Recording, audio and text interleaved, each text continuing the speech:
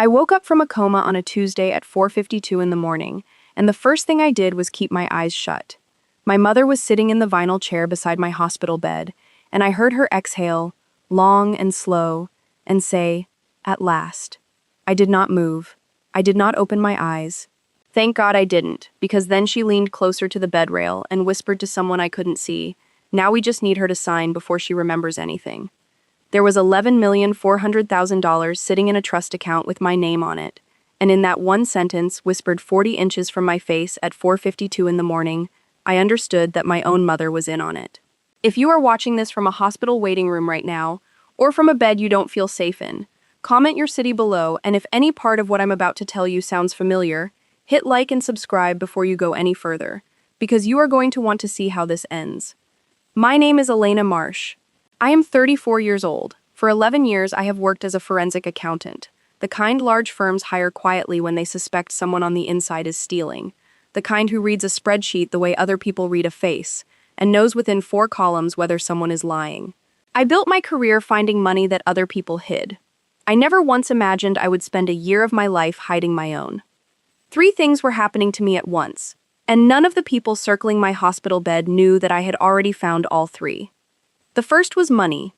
2 years before I woke up in that hospital, I had discovered a shell company called Callaway Heritage Holdings, registered in Delaware, with routing numbers that traced back through 4 layers of transfers to an account bearing my name and my signature. A signature I never signed.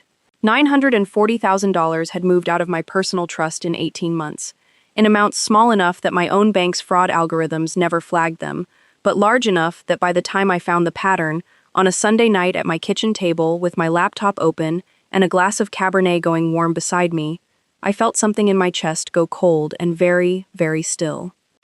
The second was betrayal, and it wore my husband's cologne, Preston Callaway. 37 years old, the kind of handsome that photographs beautifully at charity galas and means nothing up close. 6 weeks before the accident that put me in that hospital bed, I found a hotel receipt from the Ashford Grand tucked into the inside pocket of his overcoat. A room booked for 2 nights, paid in cash, dated the same weekend he told me he was in Chicago for a family office conference. I did not confront him. I photographed the receipt with my phone at 11:14 p.m. while he showered, and I kept scrolling. The third was a plan, and it was mine. I am not the kind of woman who screams in a kitchen and throws a ring across a room. I am the kind of woman who opens a new folder on an encrypted drive, labels it something boring so no one looks twice, and starts building a case the way I would build one for a client paying me $400 an hour. By the time I woke up in that hospital bed and heard my mother whisper about a signature, I already had 11 months of documentation. What I did not yet have was proof of who else was involved, and how deep it went, and whether my own mother, had been in the room the whole time, holding the door open for the people robbing me. I let my eyelids stay shut and my breathing stay even, and I listened. "She's not going to remember the drive," said a second voice, lower, male, and my stomach turned because I recognized it instantly. Chase, my brother-in-law. Preston's younger brother, 31 years old, the kind of man who had never held a job longer than 14 months and always had an excuse ready before anyone asked why. Doctor said short-term memory loss around trauma events is basically guaranteed. She won't remember the car, she won't remember the argument, she might not even remember signing anything 4 days ago if we... "Keep your voice down," my mother snapped, and I heard the particular rustle of her cardigan sleeve against the chair arm, a sound I'd known since I was 6 years old. The nurse said hearing is the last sense to go and the first to come back. If she's in there somewhere, I am not having this conversation over her body. Over my body? My own mother said those words the way you'd talk about furniture. I want you to understand something before I go any further, because it matters for everything that comes after. 3 days before whatever happened to put me in that bed, I had scheduled a meeting. Not with a divorce attorney, not yet, but with a woman named Renata Vance, a litigator my father had used exactly once in his career and described afterward as, "The only shark I've ever been glad was on my side." That meeting was on my calendar for a Thursday at 9 a.m. I never made it. Whatever had happened to me had happened on Wednesday night, and I did not yet know, lying in that bed with my eyes shut, whether the accident had been an accident at all. That is Loop A, and I promise you, by the time this is over, you will know exactly how deep the fraud went, exactly who signed what, and exactly how a shell company with a name like a country club ended up owning a piece of my life. That is Loop B, And by the end of this, you will know the truth about the Ashford Grand, and about Vanessa Klein, and about why my mother-in-law kept a framed photograph of a baby that was never introduced to the rest of the family. And this is Loop C, the one that matters most. Whether I, lying perfectly still in a hospital bed with a machine counting my heartbeat in soft green light, was going to let any of them see me coming. I kept my eyes shut. I counted my own pulse against the monitor's beep to make sure they matched, so no one would suspect I was awake. And I listened to my mother and my brother-in-law discuss, in low voices 4 inches above my face, how they were going to get my signature on a document I hadn't read, before I woke up enough to ask what it said. They had no idea I already knew where the money went. They had no idea I already had 6 months of bank statements printed and mailed to a P.O. box under my maiden name. And they had absolutely no idea that the woman lying motionless in that bed, the one they thought they had 11 days at most to manipulate before her memory returned, that woman had spent the last 2 years of her life becoming exactly the kind of person you do not want auditing your secrets.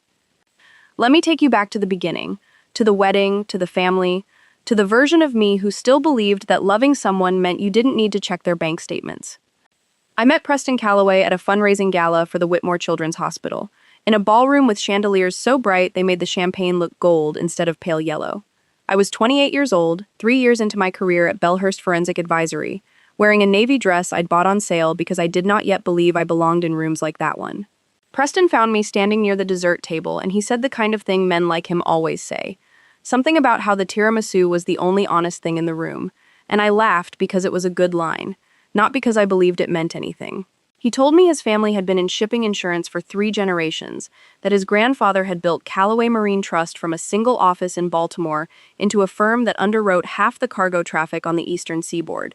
He said it the way people say things they've said 100 times before, smooth at the edges, worn soft like a coin carried in a pocket too long.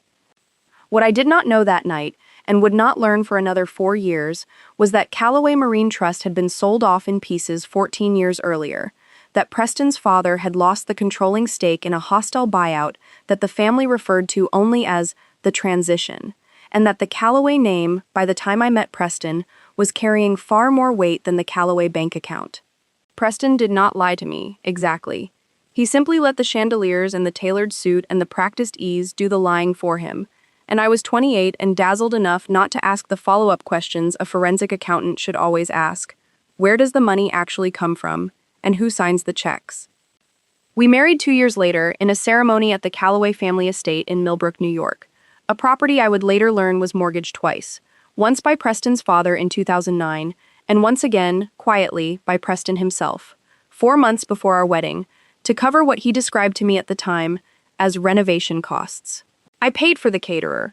I did not know it then, standing at the altar in a dress that cost more than my first car, but I would spend the next 7 years of my marriage paying, in one form or another, for the maintenance of an image that had already stopped being true before I ever arrived at that gala. My mother, Carol Reyes, loved Preston from the very first dinner. She had grown up in a 2-bedroom rental in Scranton with my father, Marcus, a man who spent 31 years as a federal financial crimes investigator before retiring with a modest pension and an encyclopedic memory for how criminals hide money. My mother had always wanted more than modest. She wanted chandeliers. She wanted a son-in-law whose last name opened doors at country clubs. And when Preston Calloway walked into her dining room in a blazer that cost $1,100, I watched something in her face settle, like a woman finally exhaling after holding her breath for 40 years. I did not understand at the time that her hunger for that image would eventually make her willing to stand at my hospital bed and whisper about a signature. My father was different. My father shook Preston's hand at that first dinner, asked him 3 quiet questions about the family business, who currently held majority shares in Callaway Marine Trust, what the firm's loss ratio had looked like since 2015, whether Preston himself drew a salary or a distribution, and Preston answered all 3 questions fluently and, I would later confirm, incorrectly. My father did not say anything to me that night. He waited until we were alone in his garage 3 weeks later, both of us pretending to look at a leaking faucet, and he said, "That young man knows how to talk about money. I'd want to know if he knows how to make any." I laughed it off. I told him Preston didn't need to make money, the family had money, and my father looked at me with an expression I now recognize as pity, and said nothing else. It would be 6 years before I understood exactly how right he had been. The Calloway family closed ranks the way old money families do, even when the money is gone, especially when the money is gone. Diane Calloway, my mother-in-law, ran the family the way a general runs a losing campaign, with absolute confidence and zero acknowledgement of the terrain. She was 61 years old when I married her son, silver-haired, immaculately dressed in Chanel that I would later discover was purchased on a card linked to an account I funded. And she had one setting, which was superiority. Diane did not raise her voice. She did not need to. She simply spoke to waiters, to contractors, to me, in the tone of a woman who had never once in her life doubted that she deserved whatever was currently in front of her. At our engagement dinner, she looked at the ring Preston had given me, a ring I would later learn had been purchased on a store credit line opened in my name, without my knowledge, 6 weeks before the proposal, and said, "Well, at least he has good taste, even if the rest of the family's taste in careers leaves something to be desired." A comment aimed, with surgical precision, at my job. Diane never once, in 7 years, asked me a single question about forensic accounting that suggested she understood what I actually did for a living. She understood only that it paid, and that increasingly, it paid for things that used to have the Calloway name attached to them. Chase Calloway, Preston's younger brother, was entitlement given a pulse. At 31, he had cycled through a private equity analyst position, a consulting role at a friend's startup, and 18 months as something he called a brand strategist, for a company that, when I looked it up out of professional curiosity, had exactly one employee, Chase himself, and no clients I could find any record of. Chase lived in a condominium in the same building as ours, 4 floors up, and the condominium fees, I would discover much later, were paid from an account that traced back, after 3 transfers, to my trust. Chase called it a family bridge loan. I called it, once I understood the routing, theft with better stationery. Chase had one gear and it was expectation. The assumption, worn as comfortably as his monogrammed cufflinks, that things would simply continue to be provided, the way the sun continues to rise, without any particular effort required on his part to earn them. Brooke Calloway Hensley, Preston's older sister, 39, lived 2 hours north in Rhinebeck with a husband who managed a hedge fund that had underperformed its benchmark for 4 consecutive years, and a lifestyle that had not adjusted downward by so much as a single line item. Brooke's contribution to every family gathering was the specific genius of doing absolutely nothing and somehow being thanked for it. She organized nothing, cooked nothing, arrived late and left early, and yet at the end of every holiday dinner, Diane would say, in front of the whole table, "Isn't it lovely that Brooke always manages to bring everyone together?" As though her mere physical presence constituted labor. I watched Brooke, over 7 years, take credit for a Thanksgiving I catered myself, a Christmas gift exchange I organized and funded, and a family portrait session I scheduled, paid for, and coordinated down to the color of the sweaters. And I watched her accept the credit each time with the same placid, unbothered smile, the smile of a woman who had never once in her life been asked to justify her own usefulness. And then there was Vanessa Klein. I did not meet Vanessa as my husband's mistress. I met her 18 months into my marriage as Preston's executive assistant, a role that Calloway Marine Trust's remaining shell of an office apparently required despite managing, by that point, almost no active business. Vanessa was 29, sharp-featured, always dressed a half-degree more formally than any actual occasion required, as though she were perpetually auditioning for a role slightly above her current one. She called me Mrs. Calloway, with a precision that, in hindsight, had a blade folded inside it. I liked her, in the beginning, the careless way you like people you have not yet been given a reason to examine. It would be 5 years before that hotel receipt from the Ashford Grand told me exactly how much I had missed. Here is what I understood by the 4th year of my marriage, sitting alone at my kitchen table on a Sunday night with a laptop and a slowly warming glass of wine. I had married into a family that looked like wealth and functioned like a leak.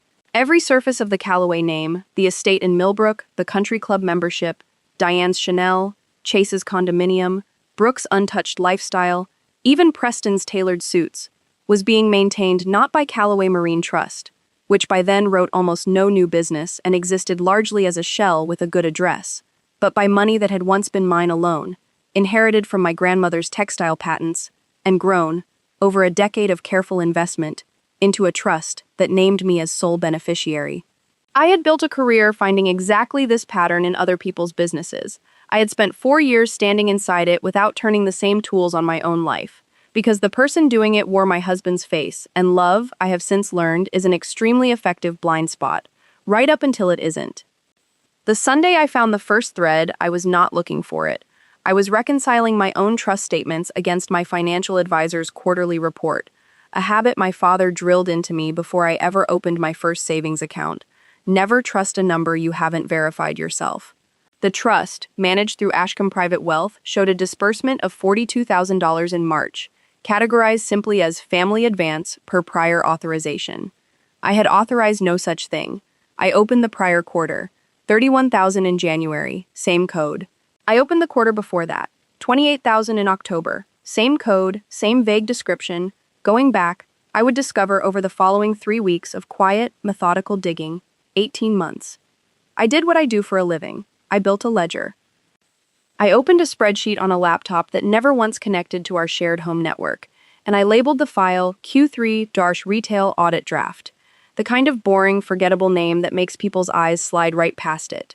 A trick I'd used 100 times reviewing evidence for clients who needed to keep their own suspicions private from a spouse or a business partner sitting 3 feet away.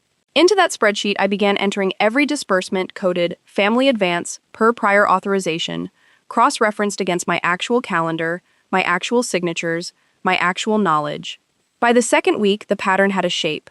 The withdrawals accelerated every time there was a renovation mentioned at the Millbrook estate, every time Chase described a new opportunity, every time Diane hosted a dinner large enough to require a caterer. The money left my trust in amounts calibrated, and I want you to sit with that word, calibrated, to stay under the $25,000 threshold that would have triggered an automatic secondary review at Ashcombe. Someone understood exactly how the bank's internal controls worked.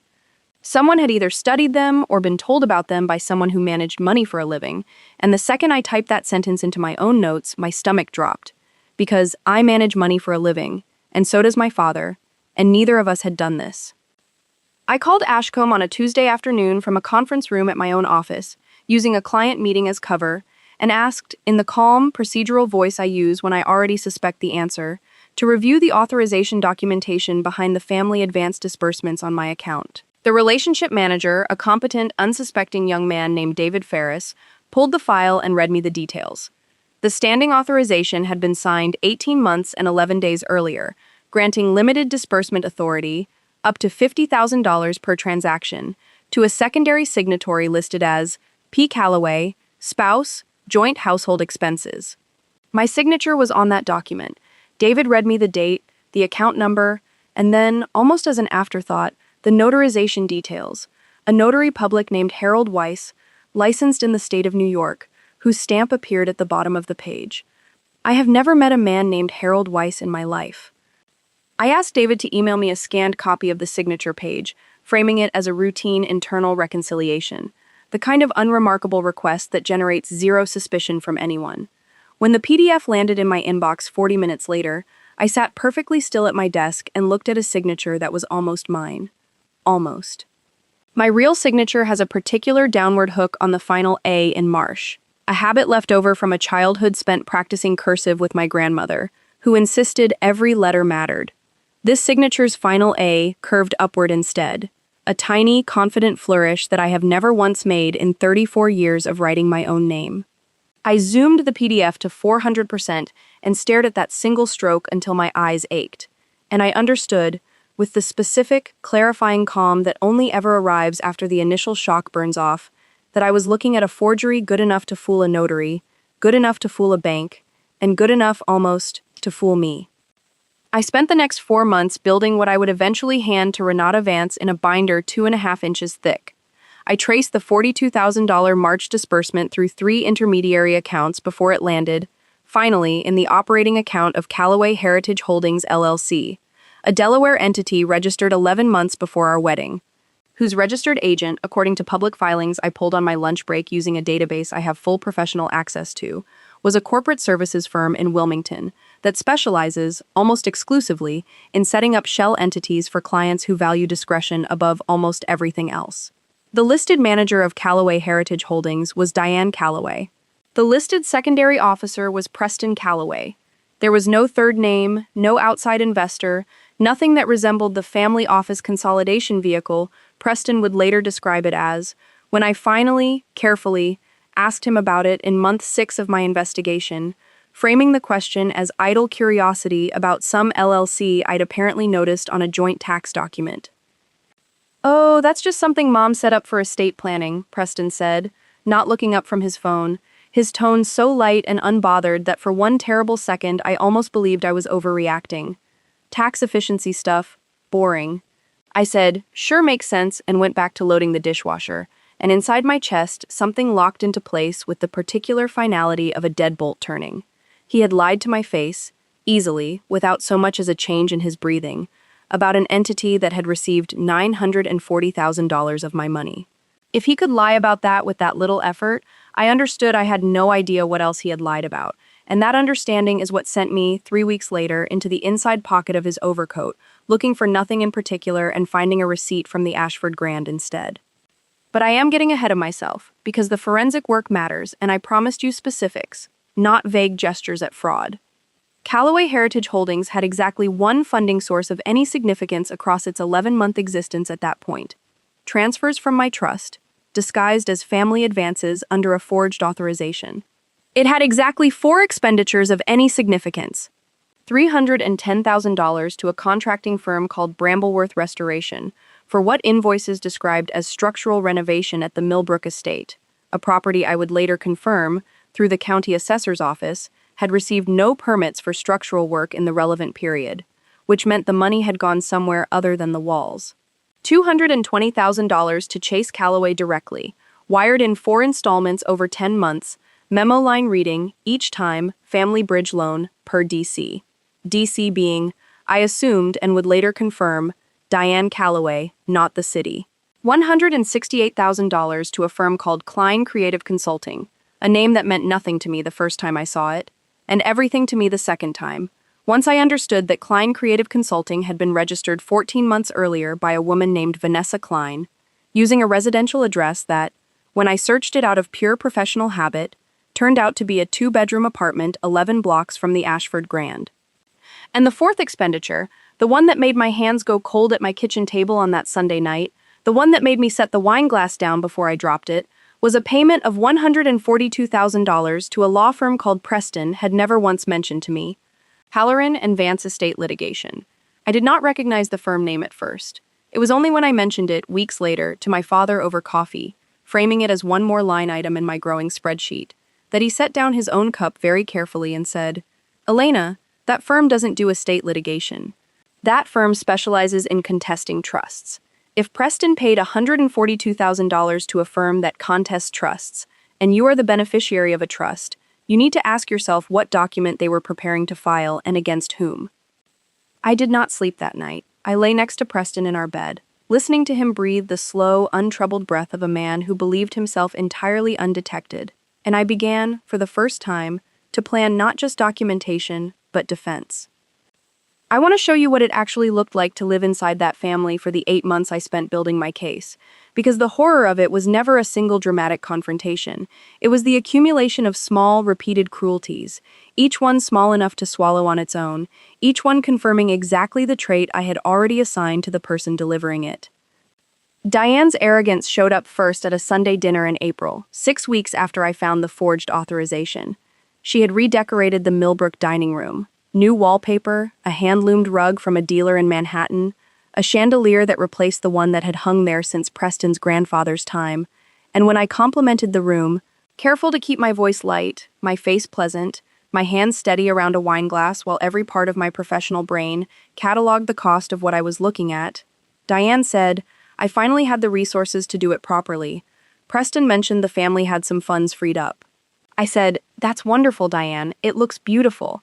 And I smiled, and inside my head, I was recalculating the Brambleworth Restoration invoices against the new wallpaper pattern I now recognized from a design magazine spread I'd seen the month before, a pattern that ran $412 a roll.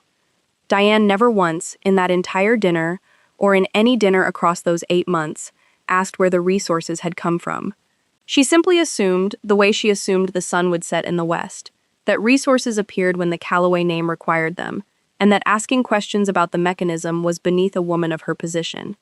That was Diane's gift, if you could call it that. An arrogance so total it never needed to defend itself, because it never imagined being questioned.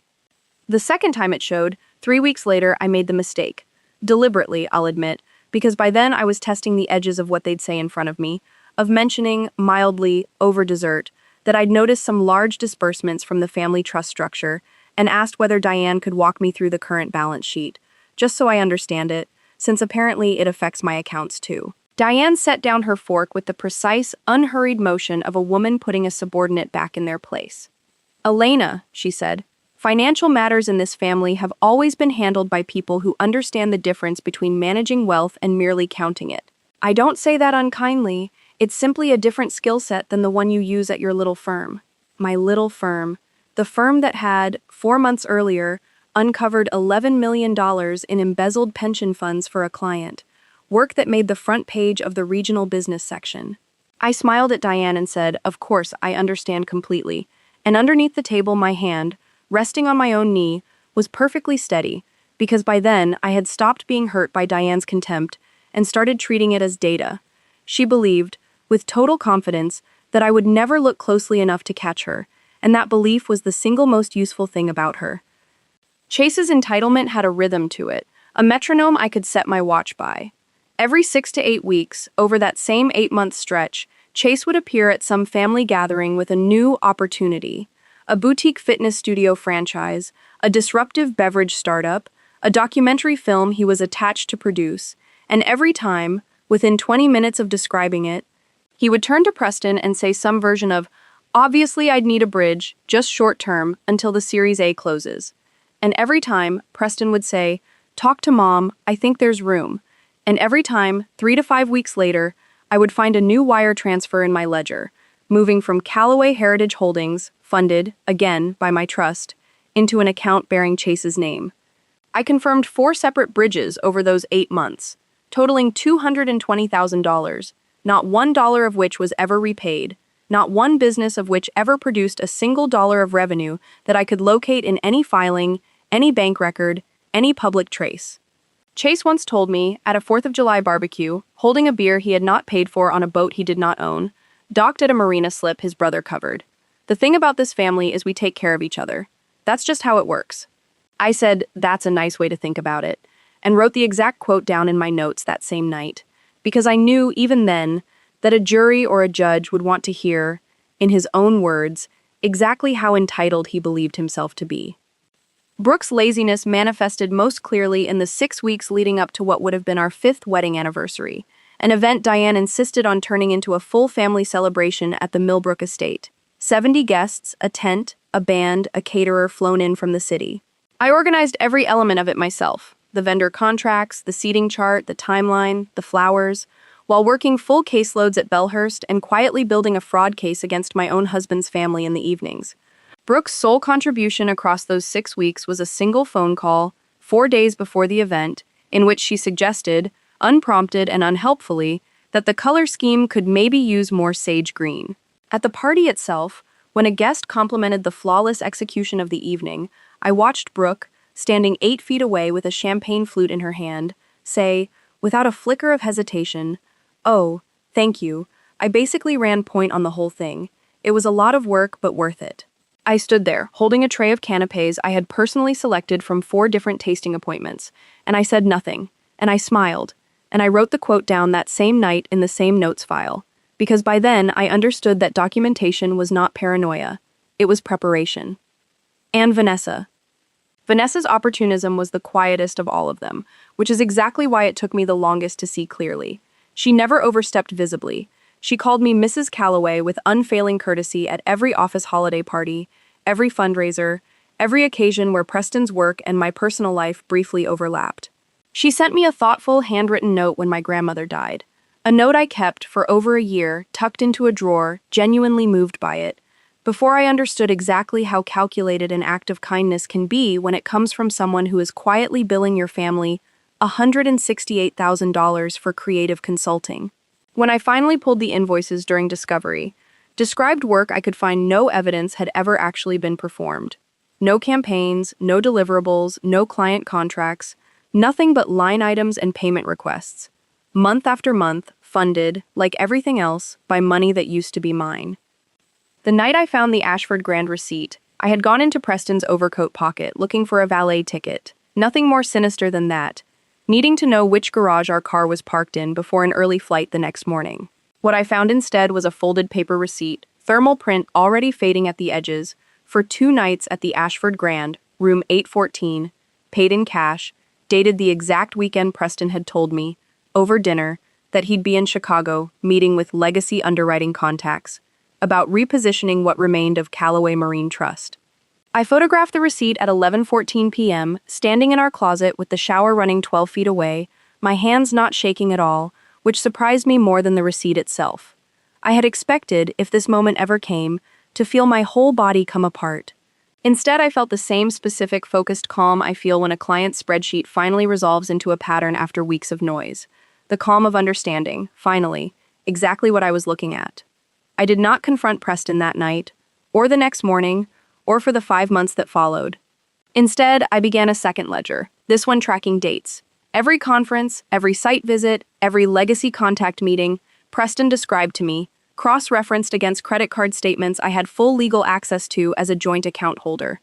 Cross-referenced against a Ring doorbell log from our own building lobby. Cross-referenced, eventually, against 3 additional hotel receipts I found over those months, 2 more from the Ashford Grand, and 1 from a boutique property in the Berkshires. Always the same pattern, always cash, always a weekend when Preston told me he was somewhere else entirely. By the time I hired a private investigator, a discreet, methodical woman named Odalise Ferreira, recommended to me by my father from his old bureau network, someone he described as the best surveillance operator I ever worked adjacent to, and she doesn't talk. I did not need Odalise to tell me an affair was happening.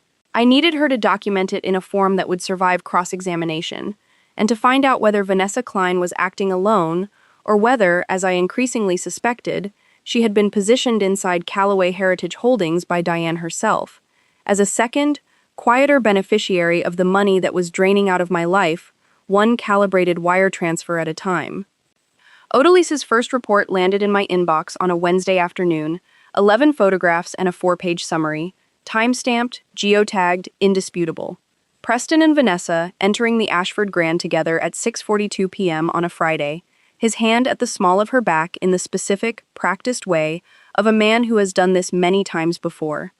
I sat at my desk at Bellhurst, door closed, and looked at those photographs for exactly 4 minutes, and then I closed the file, opened a new document, and began drafting the outline of what would eventually become a 140-page evidentiary binder, because I had learned, over 11 years of forensic work, that grief and strategy cannot occupy the same hour, and I did not have time, yet, for grief. If you've made it this far, I need you to like this video and subscribe right now, because what I found next is the reason I'm telling this story at all. And I promise you, the version of me sitting at that desk with 11 photographs open on her screen had no idea yet how much worse it was about to get. I called my father the next morning, not my mother, because by then I no longer trusted what my mother might do with what I told her. My father drove 3 hours from Scranton to meet me at a diner off the interstate, a place with vinyl booths and coffee that tasted like it had been sitting on the burner since sunrise, chosen deliberately because it was nowhere either of us would ever be recognized. I laid it all out for him, the forged authorization, the shell company, the Brambleworth invoices that didn't match any actual permits, the $220,000 funneled to Chase, the $168,000 to Vanessa's consulting company, the $142,000 to a law firm that specialized in contesting trusts, and finally, the photographs. My father, a man who had spent 31 years listening to career criminals explain, in exhaustive detail exactly how they thought they'd never get caught, did not raise his voice once. He listened, he asked 4 clarifying questions, each one sharper than the last, and when I finished, he said, "You've built 90% of a federal wire fraud case in your spare time, Elena. The question isn't whether what they did was illegal, it obviously was. The question is what you want to happen to them, and how public you want it to be when it does." I told him I wanted it public. I told him I wanted it to happen somewhere Diane could not control the narrative, somewhere Chase could not laugh it off with a beer in his hand, somewhere Brooke could not stand 8 feet away and pretend she'd had nothing to do with any of it. My father nodded slowly, the way he used to when I was a teenager, explaining a plan he suspected was smarter than I gave myself credit for, and he said, "Then you need 2 things. You need a forensic package clean enough that a federal prosecutor doesn't have to do any of the work for you, and you need a lawyer who understands that the law and justice are two different instruments and knows how to play both at once. That was the first time he said Renata Vance's name to me. I would not meet her for another 4 months, not until my case file was thick enough and my nerves steady enough to walk into her office and lay all of it, calmly, on her desk. The trust litigation firm turned out to be the thread that unraveled the deepest layer of the plan, the one I hadn't fully understood until Odalise, working a separate angle, obtained, through channels she described only as sources I've cultivated over 20 years, don't ask, a draft filing from Halloran and Vance estate litigation, dated 9 weeks before the night I woke up in that hospital bed. The draft was a petition to have me declared, under New York law, incapacitated for purposes of financial decision-making, on the basis of documented mental health concerns and erratic behavior consistent with early-onset dissociative episodes. I read that sentence 4 times before I understood what I was looking at. They were not simply stealing from my trust through forged authorizations. They were preparing, in the event I noticed and objected, to have me declared legally incompetent, which would have transferred financial control of my own trust to a court-appointed guardian. A guardian the petition, in its final paragraph, specifically nominated Diane Calloway as the petitioner's mother-in-law and closest available family member with relevant fiduciary experience. I sat in my car in the Belhurst parking garage for 11 minutes after reading that petition. Engine off, hands on the wheel, and I let myself feel, for the first time in 8 months, something other than calm. Not sadness, rage, precise and total, the kind that does not make you scream but instead makes everything around you go very clear and very quiet, the way a room looks right before a storm breaks. They had a plan not just to take my money but to take my legal personhood, to have a court declare me unfit to manage my own life so that a woman who had once told me my career was a different skill set than managing wealth could sit in a chair and sign documents on my behalf. I started the car, I drove straight to my father's house instead of my own, and I told him about the petition, and my father, for the only time in that entire ordeal, put his coffee cup down hard enough that it cracked the saucer, and said, "Elena, this isn't family greed anymore. This is a conspiracy to commit fraud through legal coercion, and if they're willing to go this far on paper, I need you to consider, seriously, whether you are safe in that house." I did not take the question seriously enough.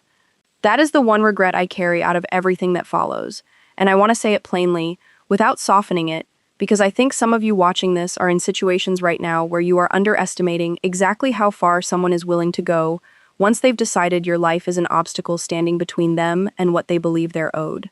I told my father I was fine. I told him Preston, whatever else he was, had never once raised a hand to me, and that the incapacitation petition was clearly designed to be used only if I discovered the fraud and threatened to expose it. Leverage, not violence. My father did not argue with me directly. He simply said, quietly, "Just be careful what you say out loud in that house from now on." And I nodded, and I did not fully understand, until 11 weeks later, exactly how right he had been to worry. I want to slow down here and tell you about the 6 weeks before the accident, because every detail matters, and because I have gone back over those 6 weeks more times than I can count, looking for the exact moment the plan against me shifted from financial to something else entirely. By then, my case file, the one I was still calling, on my encrypted drive Q3 retail audit draft, ran to 211 pages. I had every wire transfer, every forged signature comparison, every Brambleworth invoice cross-referenced against county permit records, every one of Odalise's surveillance reports, and a full copy of the incapacitation petition, obtained before it had ever been filed with a court. I had met with Renata Vance twice by then, in her office on the 14th floor of a building on 6th Avenue that did not have her name on the directory downstairs, by design, because Renata's clients tended to be people who needed their business kept extremely quiet until the exact moment it wasn't. Renata was 52, silver-streaked hair cut sharp at the jaw, and she had a habit, I noticed in our first meeting, of never once interrupting me while I laid out evidence, letting me finish an entire thought before she asked a single question, a discipline I recognized because it was the same discipline I brought to my own clients. "This is exceptionally clean work," she told me, tapping the binder with one finger. "Most people bring me anger. You brought me a case file. I can do considerably more with a case file." She told me in that second meeting that between the forged notarization, the wire fraud pattern, and the draft incapacitation petition, we had more than enough to pursue both a civil action and a criminal referral, and that the timing of when I filed mattered enormously. File too early, and Diane's people would have time to move assets and destroy records. File too late, and I risked them acting on the incapacitation petition before I ever got the chance to file at all. We need one final piece, Renata said. We need Diane or Preston, or ideally both, on record. In writing, in a recording, in a form a jury can see with their own eyes, acknowledging the scheme. Everything else is circumstantial enough that a good defense attorney could argue coincidence. We need them to say it. That is what I was doing on the Wednesday night that ended with me in a hospital bed. I was trying to get one of them to say it. Renata had suggested, in our third meeting, a controlled approach, that I invite Diane to lunch, alone, somewhere private, and steer the conversation toward the Millbrook renovation costs, framing my questions as innocent curiosity about family finances now that Preston and I are thinking about our own estate planning, a phrase calculated to make Diane believe I was finally, belatedly, coming around to her way of thinking about money and legacy. Renata wired me with a small recording device, no larger than a button, sewn into the collar of a blazer and told me, "Do not push. Let her talk." People like Diane cannot resist explaining themselves to someone they believe is finally impressed by them. I met Diane at a restaurant in Millbrook called the Copper Hen, a place with white tablecloths and a wine list Diane had memorized, on a Tuesday afternoon 11 days before the accident. It worked better than I expected, and worse than I could have imagined. Over a second glass of Sancerre, Diane, believing she was finally being taken seriously by a daughter-in-law she'd spent 7 years dismissing, said, "And I have the recording," and Renata later had it authenticated and transcribed by a certified forensic audio analyst. So I am giving you her exact words. "You have to understand, Elena, none of this was ever meant to hurt you. Preston needed a runway to keep the family name where it belongs, and frankly, your money was simply the most efficient way to do that without drawing outside attention. Once the incapacitation filing goes through, if it ever needs to, everything just gets managed properly, by people who actually understand stewardship. You'd still be taken care of, you'd want for nothing." I sat across from my mother-in-law in that white tablecloth restaurant, my hands perfectly steady around a wine glass I barely touched, and I said, "I appreciate you being honest with me, Diane," and she smiled, genuinely pleased with herself, and reached across the table to pat my hand, the same hand that was, at that exact moment, wired to a recording device documenting her confessing, in full sentences, to conspiracy, fraud, and a plan to have me declared legally incompetent for the crime of noticing my own money was gone.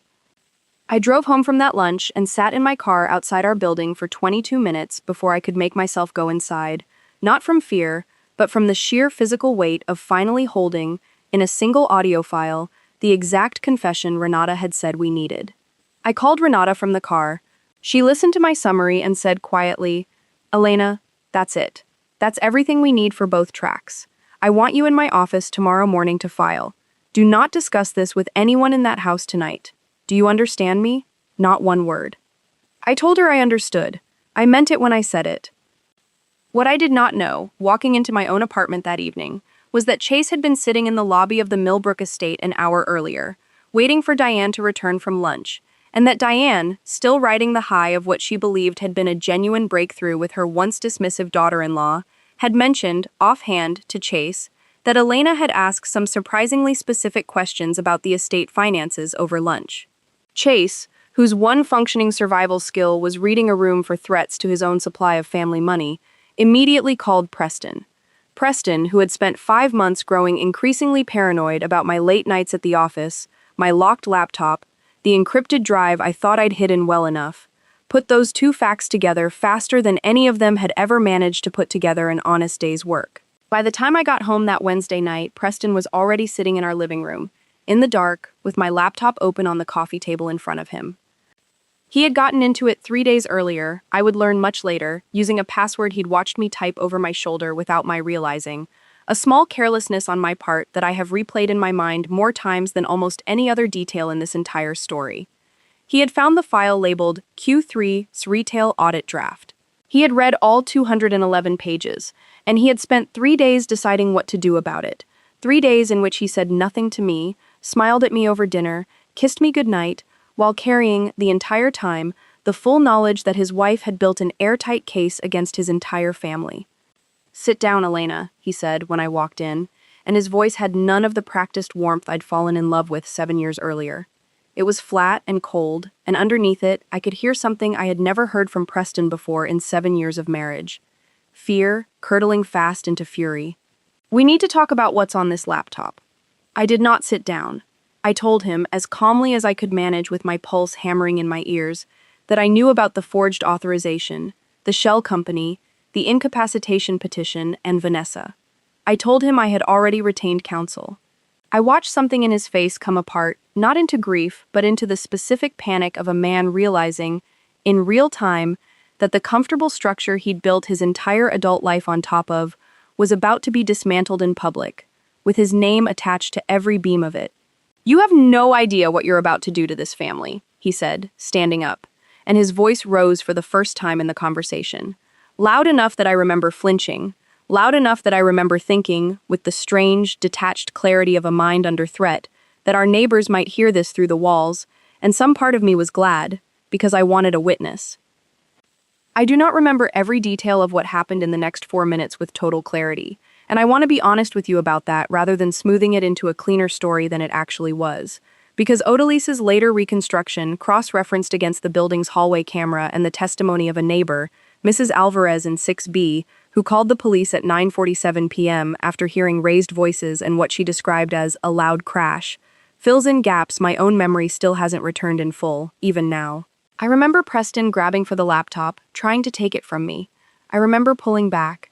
I remember the edge of the coffee table. I remember a sound I still hear sometimes, late at night, that I have never been able to fully describe to anyone, not even Renata, not even my father. And I remember, very clearly, the last conscious thought I had before everything went dark and silent, that I had left a complete backup of the case file, time-stamped and encrypted, in a safety deposit box under my maiden name, with a letter to Renata Vance taped to the outside of the folder inside it, instructing her exactly what to do if anything ever happened to me. Even in the last half second before my head struck the edge of that coffee table, some functioning part of my forensic accountant's brain was thinking about redundancy, about backups, about the plan surviving even if I didn't. Mrs. Alvarez's 911 call brought paramedics in 11 minutes. I arrived at Millbrook General with a traumatic brain injury, a fractured orbital bone, and a subdural hematoma severe enough that the attending neurosurgeon told my parents, in a private conference room at 1 a.m., that the next 72 hours would determine whether I woke up at all, and if I did, what I would remember when I did. Preston told the responding officers I had tripped and fallen during an argument, a version of events that, absent a witness or a recording, might have simply become the official record. What Preston did not know, standing in that hospital hallway at 2 a.m., giving his calm, rehearsed account to a patrol officer, was that Mrs. Alvarez's testimony, combined with a small laceration pattern on my scalp, that the treating physician noted did not perfectly match a simple fall, had already prompted the hospital's mandatory reporting protocol to flag the case for further review, and that 4 days later, once I was stable enough for visitors, my father walked into that hospital room, sat down across from Preston in the family waiting area, and told him, in a voice my father almost never used, that Renata Vance already had a complete copy of my case file, that a safety deposit box existed, and that if anything happened to that file or to me, before this was resolved, Preston would spend the rest of his natural life discovering exactly how thorough a retired federal investigators network still was, 12 years into retirement. That is the conversation Preston did not know I overheard, 3 days later, lying perfectly still with my eyes shut, listening to my mother whisper about a signature, while I quietly, privately, began piecing together everything that had happened while I was unconscious.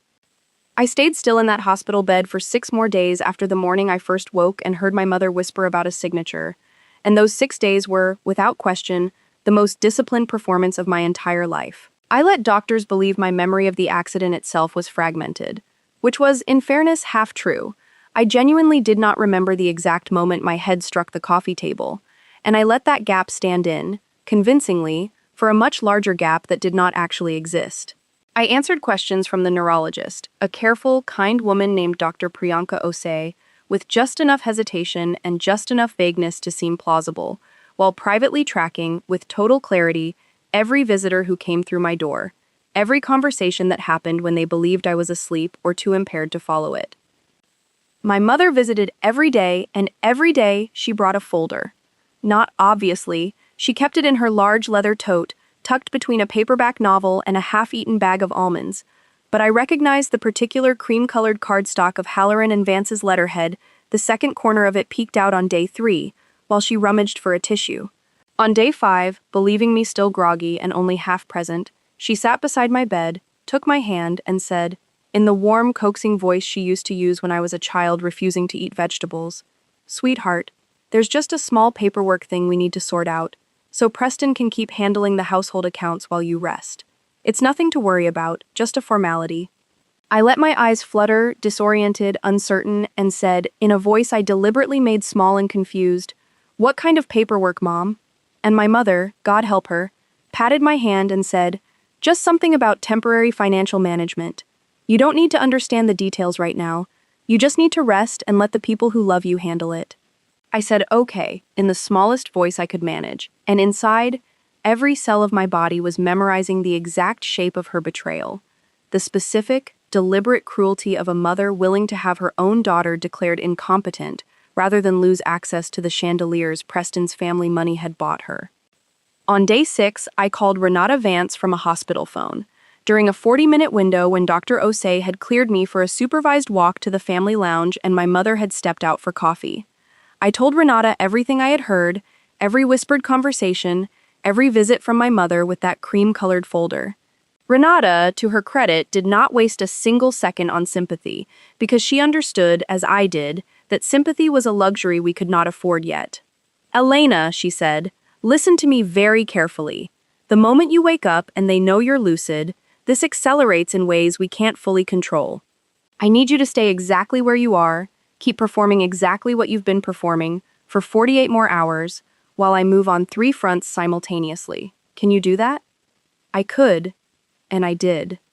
The first front was legal. Renata filed that same afternoon a sealed emergency motion asking the court to reject any incapacitation petition on its face, attaching, as supporting evidence, the recording of Diane's confession at the Copper Hen, the forged notarization comparison, and an affidavit from a forensic document examiner Renata had retained 6 weeks earlier. A meticulous man named Julian Torres, who had spent 11 years with the New York State Police Crime Lab before going into private practice, and who confirmed, in 8 dense pages, that the signature on my standing authorization document showed statistically significant deviation from 41 verified exemplars of my genuine signature, consistent with forgery rather than natural variation. A judge granted the emergency stay within 18 hours, quietly, without a public docket entry that Diane's people would think to check, buying us the room we needed. The second front was financial.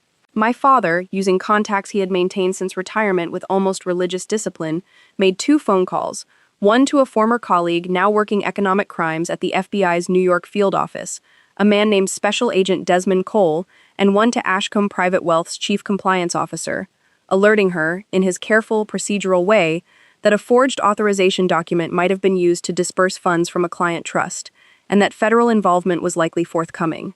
Ashcombe, terrified of the regulatory exposure a forged notarization implied, froze all activity on Callaway Heritage Holdings' operating account within 6 hours, a freeze that would, 3 weeks later, trap nearly $400,000 that Diane and Preston had not yet managed to move offshore, evidence and recoverable assets in a single stroke. The third front was the one I insisted on myself, over Renata's mild objection that it introduced an unnecessary variable. I wanted the exposure to happen publicly, at an event the family could not control or spin, in front of witnesses whose presence would make quiet denial impossible.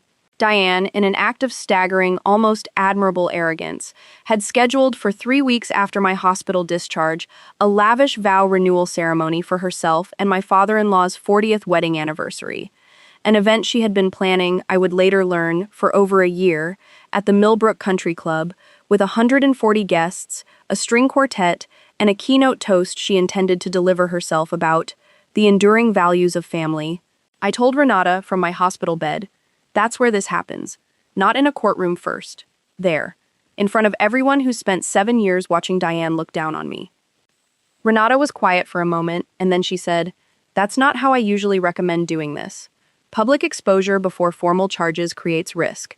For defamation counterclaims, for evidence tampering if they panic, for a dozen things I'd rather control in a courtroom. But I understand why you want it, and if we sequence it correctly, federal involvement locked in beforehand, assets frozen beforehand, so that whatever happens at that party is confirmation of an already moving process rather than the trigger for one, I think we can make it work, and work safely. That sequencing became, over the following 3 weeks, the entire architecture of what I still think of as the most carefully engineered evening of my life. Special Agent Cole met with me, my father, and Renata 6 days after my hospital discharge, in a conference room at the FBI's field office that had none of the drama television had trained me to expect. Fluorescent lights, a scuffed table, a pitcher of water no one touched. Cole, a measured man in his 50s with the specific patience of someone who had spent decades listening to people minimize what they'd done, went through my binder page by page over the course of 3 hours, occasionally stopping to ask a clarifying question so precise it made clear he'd already begun building his own case in his head before I finished mine. At the end of it, he set the binder down and said, "Mrs. Marsh, in 22 years doing this job, I've seen maybe 5 civilian case files this clean. You've essentially done our forensic accounting work for us." Given the forged notarization, the wire fraud pattern across state lines through the Delaware entity, and the draft incapacitation filing, which, I want to be clear, if we can establish it was prepared with intent to defraud you of trust assets under color of a false legal process, adds a significant coercion element, we have more than enough to open a formal investigation, and frankly, enough to seek an indictment once we finish tracing the full flow of funds. He paused and then added, "I do need to ask you directly. Do you feel physically safe returning to any environment where these individuals will be present? Because nothing in this case requires you to attend that anniversary event in person. We can execute warrants and freeze remaining assets without your presence in the room." I told him I understood the risk and that I wanted to be there anyway.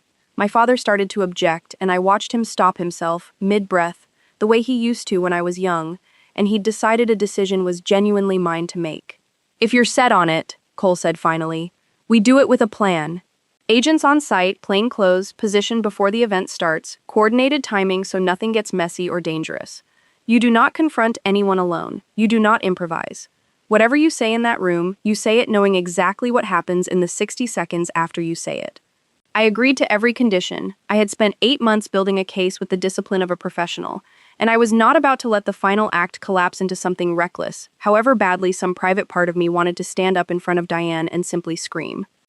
The 3 weeks between that meeting and the anniversary party were, in some ways, the strangest of my entire life, because I had to keep living inside a family that had tried to have me declared incompetent, keep smiling at Sunday dinners, keep letting Diane pat my hand and murmur about how relieved she was I was getting back to myself, while Special Agent Cole's team quietly subpoenaed Halloran and Vance's file on the incapacitation petition, quietly traced the remaining Callaway Heritage Holdings transfers through 2 additional shell layers to an offshore account in the Caymans that Diane had opened, it turned out, 4 months before our wedding, years before Preston and I had even met, which told its own quiet, damning story about how long this particular family had been planning to fund its lifestyle off whichever daughter-in-law eventually walked through the door with money attached to her name, and quietly built a coordinated arrest and asset freeze plan timed to execute at 8:30 p.m. on the night of the anniversary party, 90 minutes after the last toast was scheduled to be given.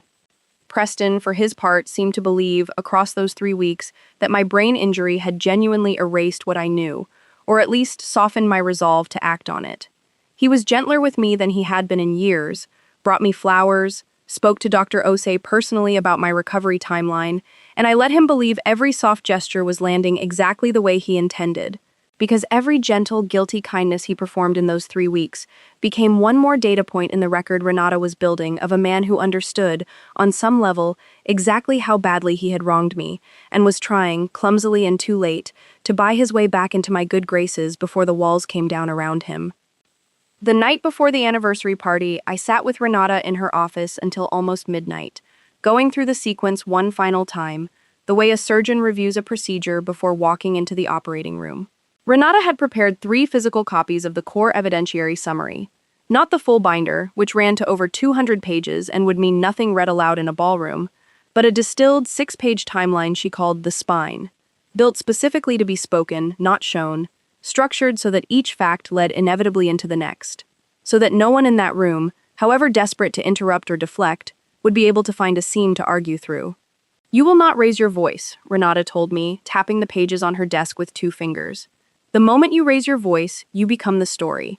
Right now, the facts are the story. Keep it that way, and by the time you finish talking, every person in that room will have done the emotional work of condemning them themselves. You won't need to ask them to. I drove to Millbrook alone the next afternoon, in a black dress I had bought specifically for that evening 3 weeks earlier, in a fitting room where I stood in front of a three-way mirror and practiced, silently, the exact posture I intended to hold. Spine straight, chin level, hands loose at my sides rather than clenched. Because Renata had taught me that clenched hands read as anger, and loose hands read as certainty, and certainty was the only thing I wanted anyone in that ballroom to see on me that night. Odalise texted me at 4:15 p.m., a single line, confirmed, agents in position, black SUV lot C, 2 more inside as catering staff, D. Cole has eyes on entrances, and I sat in my car in the Millbrook Country Club parking lot for 6 minutes after reading it, breathing slowly, the way Dr. Osei had taught me during a physical therapy session 3 weeks earlier, 4 counts in, hold for 4, 6 counts out, until my pulse settled into something I trusted. The ballroom, when I walked in at 6:40 p.m., looked exactly the way Diane had described it at 4 separate family dinners over the preceding month, down to the smallest detail. Ivory linens, 40 round tables seating 140 guests, a string quartet playing something quiet and classical near the entrance, an enormous floral installation behind the head table that I would later learn had cost $18,000, paid, like almost everything else in that room, from an account traceable back to Callaway Heritage Holdings, meaning it had been paid, in the end, with money that had once been mine. Diane wore a champagne-colored gown and stood near the entrance greeting guests with the specific, radiant confidence of a woman who believed, completely and without a single flicker of doubt, that this evening belonged entirely to her. "Elena, darling," she said when she saw me, taking both my hands in hers, her rings cold against my fingers. "You look wonderful. I'm so relieved to see you looking like yourself again." I let her hold my hands for exactly as long as courtesy required, and I said, "I'm feeling much more like myself, actually. Thank you, Diane." She had no idea how precisely true that sentence was. Preston found me 20 minutes later, near the bar, and something in his face, a tightness at the corner of his eyes, a stiffness in how he held his shoulders, told me he had spent the entire drive here rehearsing some version of an apology he still hadn't fully worked out. "You look beautiful," he said, and reached for my hand, and I let him take it.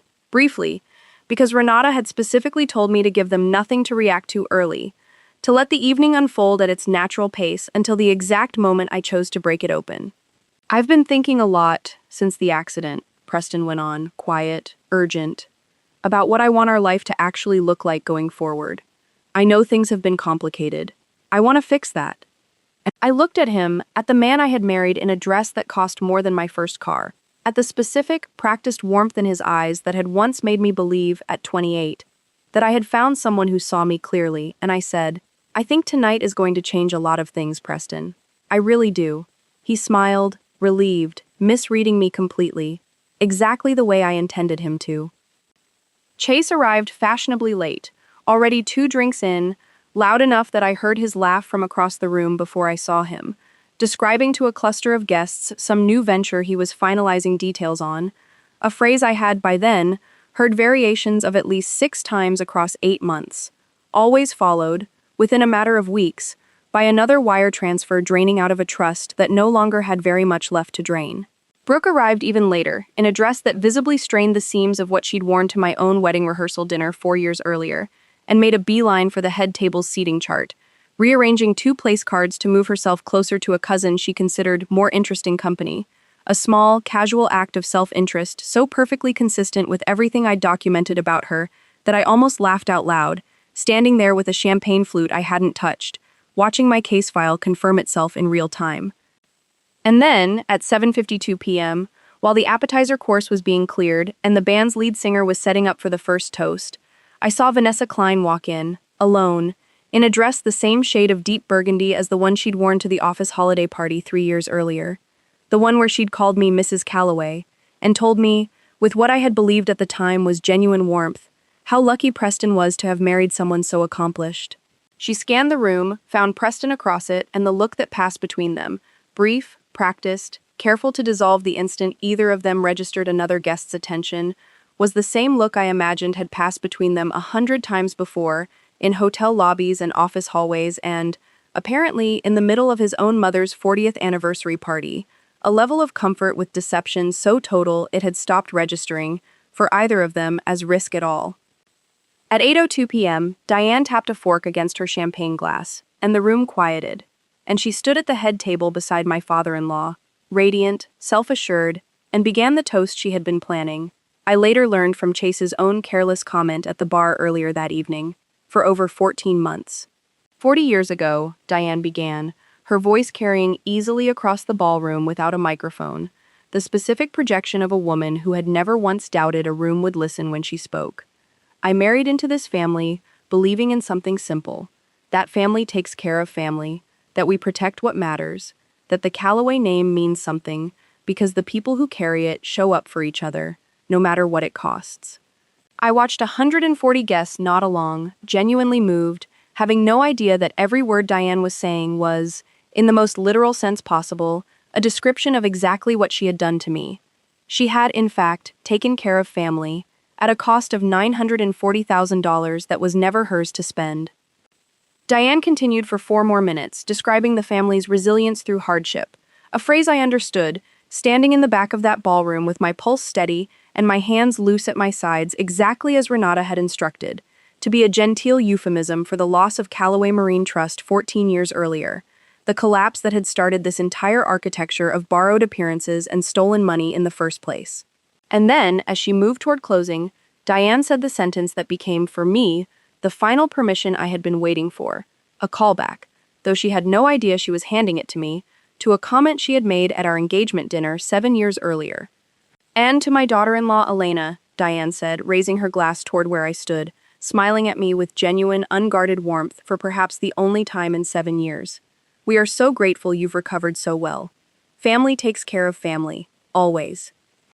I set down my champagne glass. I walked to the small raised platform where the band had set up a single standing microphone for toasts, and Renata, seated at a table near the exit with a clear line of sight to the head table, gave me a single, small nod. 140 guests, mid-applause for Diane's toast, turned to look at me with mild, pleasant curiosity, assuming, reasonably, that the daughter-in-law was about to offer some warm reciprocal words about family and gratitude. I picked up the microphone. My hands did not shake. "Thank you, Diane," I said, and my voice, amplified through the ballroom sound system, carried to every corner of the room with a clarity that made several guests near the front actually lean forward, sensing, before I said another word, that something in the air had shifted. "You're right that family takes care of family. I'd like to tell everyone here exactly how thoroughly this family has taken care of me." The room did not laugh, and it did not applaud, because something in my tone had already told 140 people that whatever came next was not going to be a warm toast about gratitude. I looked at Diane first, still standing at the head table, her champagne glass frozen halfway to her lips, the beginning of confusion just visible at the edges of her composed expression. 18 months ago, I said, I discovered that $940,000 had been withdrawn from my personal trust using a standing authorization document that I never signed. I want to be precise about that, because precision matters. I did not simply disagree with how that money was spent. I never authorized it to be spent at all. The signature on that document was forged, notarized by a man named Harold Weiss, a man I have never met in my life, and a forensic document examiner with 11 years at the New York State Police Crime Lab has confirmed, in a sworn affidavit, that the signature shows clear, statistically significant markers of forgery. I watched Preston's face go the color of the ivory tablecloths, watched him half rise from his chair and then sit back down, some instinct telling him, correctly, that standing up and making a scene would only confirm, faster and more visibly, exactly what I was about to say. That money moved through a shell company called Callaway Heritage Holdings, registered in Delaware 11 months before my wedding. I let that detail sit in the air for a second, watching several guests near the front table do the math themselves, watching a ripple of recalculation move visibly across faces that had spent years believing they understood this family's story. With Diane Calloway listed as manager and Preston Calloway listed as secondary officer. From that account, $310,000 funded renovations at the Millbrook estate that, according to Dutchess County permit records, were never actually permitted, meaning I have been unable to determine what that money actually paid for, though I have my suspicions. $220,000 went to Chase, structured as a series of family bridge loans for businesses that, as far as I've been able to determine through public filings, generated no revenue, no clients, and in at least one case, no legal existence beyond a name and a bank account. Chase, seated 2 tables back, had gone rigid, his drink forgotten in his hand, and I watched him look instinctively toward the exit, the way a man looks toward a door when he has finally understood, too late, that he should have been paying closer attention to the room he was standing in. $168,000 went to a consulting company owned by a woman named Vanessa Klein, I continued, and I watched Vanessa, seated at a table near the dance floor, go absolutely still. For services I have found no evidence were ever actually performed. No campaigns, no deliverables, no clients. I want to be direct with everyone in this room about why that particular payment matters to me personally, beyond the money itself. For the past 5 years, my husband has been having an affair with Vanessa Klein. I have photographs, I have hotel receipts from the Ashford Grand, room 814, paid in cash. On weekends, he told me he was meeting with legacy business contacts in Chicago. I have a private investigator's surveillance report, time-stamped and geotagged, and I have the knowledge, which I acquired far too late, that the affair I believed was a private betrayal between two people was, in fact, partially funded by money stolen from my own trust. A woman near the front, I would learn later this was Diane's oldest friend, a woman named Cordelia Ashford, who had known the family for 30 years, made a small, audible sound, half gasp, and put a hand over her mouth. And $142,000, I said, and here my voice, for the first time all evening, tightened just slightly, not from fear, but from the specific, precise fury of the thing I was about to describe, went to a law firm called Halloran and Vance Estate Litigation, which does not in fact do estate litigation in any conventional sense. It contests trusts. 9 weeks before I woke up in a hospital bed with a traumatic brain injury, that firm drafted a petition to have me declared legally incompetent, on the basis of fabricated mental health claims, so that a court would appoint a guardian to manage my trust on my behalf. The petition specifically nominated Diane Calloway for that role. I looked directly at Diane as I said this, and I watched, for the first time in 7 years, something crack open in her expression. Not remorse, not yet, but the specific, dawning horror of a woman realizing, in front of 140 witnesses, that the daughter-in-law she had spent 7 years underestimating had, in fact, been listening the entire time. I have a recording, I said, of Diane confirming this plan to me directly, 3 weeks ago, over lunch, in her own words. I'd like to share exactly what she said, because I think everyone in this room deserves to hear it in her own voice rather than mine.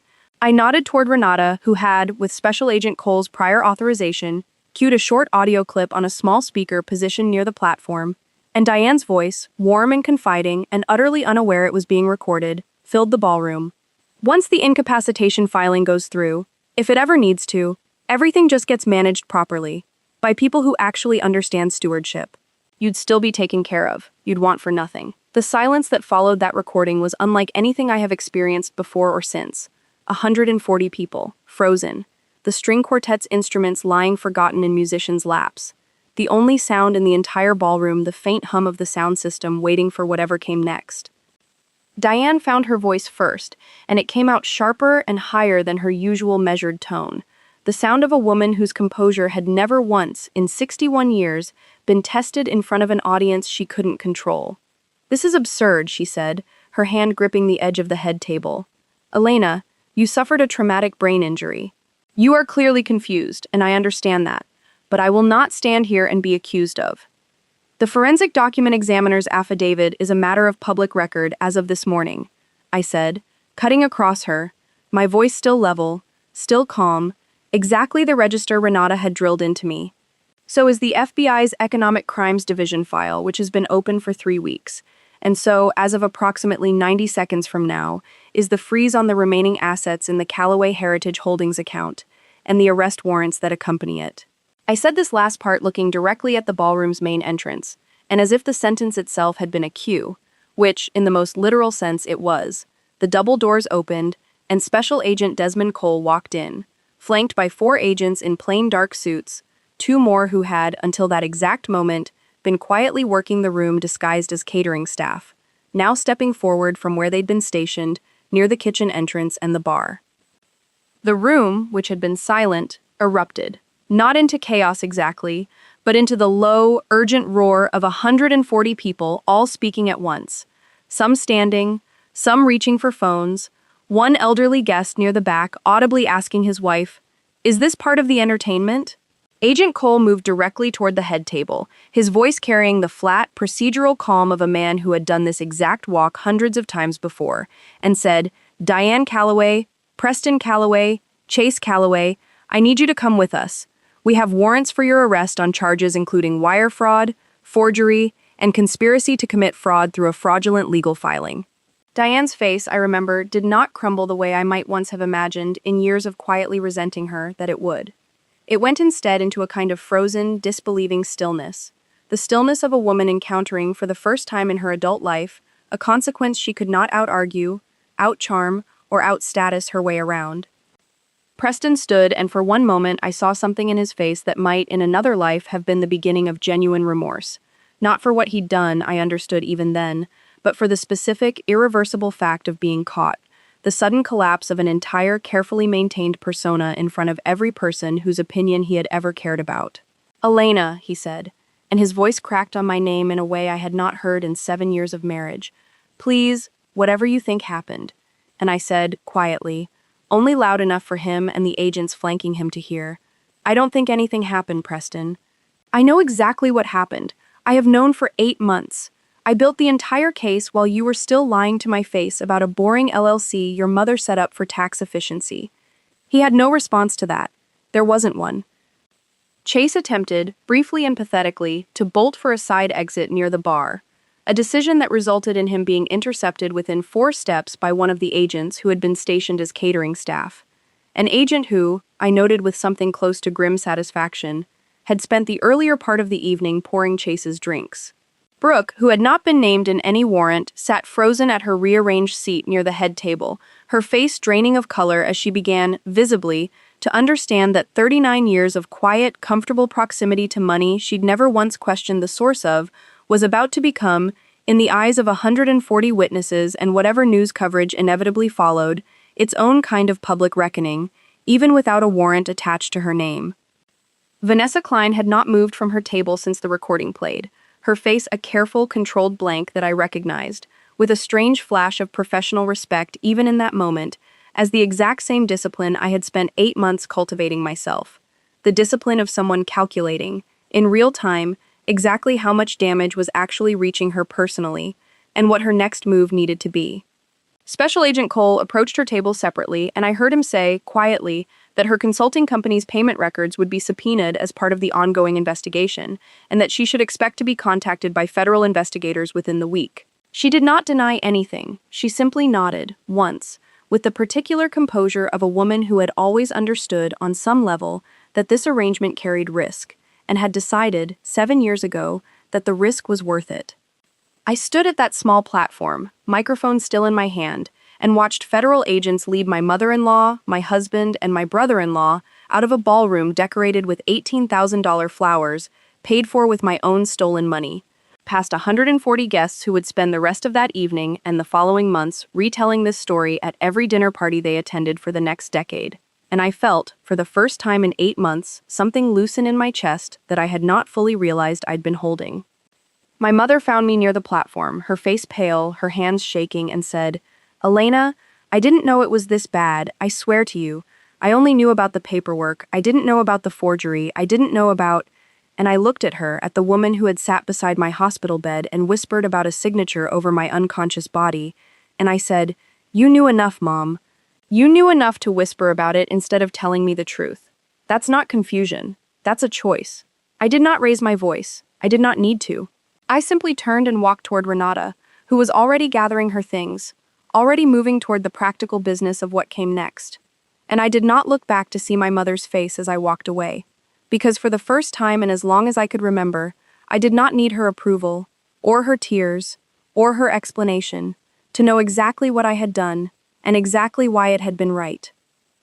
14 months have passed since that night in the Millbrook Country Club ballroom, and I want to tell you, plainly and specifically, exactly what happened to everyone involved, because I think you've earned the details, and because I think some of you watching this need to hear that consequences, when you build the case carefully enough, actually do arrive. Diane pled guilty 8 months after her arrest to 1 count of wire fraud and 1 count of conspiracy to commit fraud, as part of a negotiated agreement that spared her a trial but did not spare her a sentence.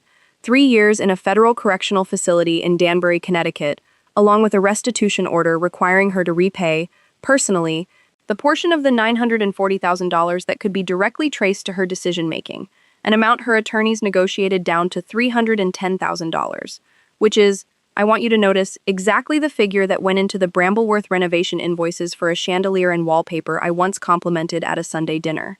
The Millbrook estate, mortgaged twice over and now further encumbered by legal fees and restitution obligations, was sold at auction 11 months after her arrest, for considerably less than the family had always implied it was worth, to a hedge fund manager from Connecticut who, I am told by a real estate agent I happened to run into at a conference, has already gutted the dining room Diane, once redecorated with my stolen money, and replaced the $412 a roll wallpaper with something considerably more modern.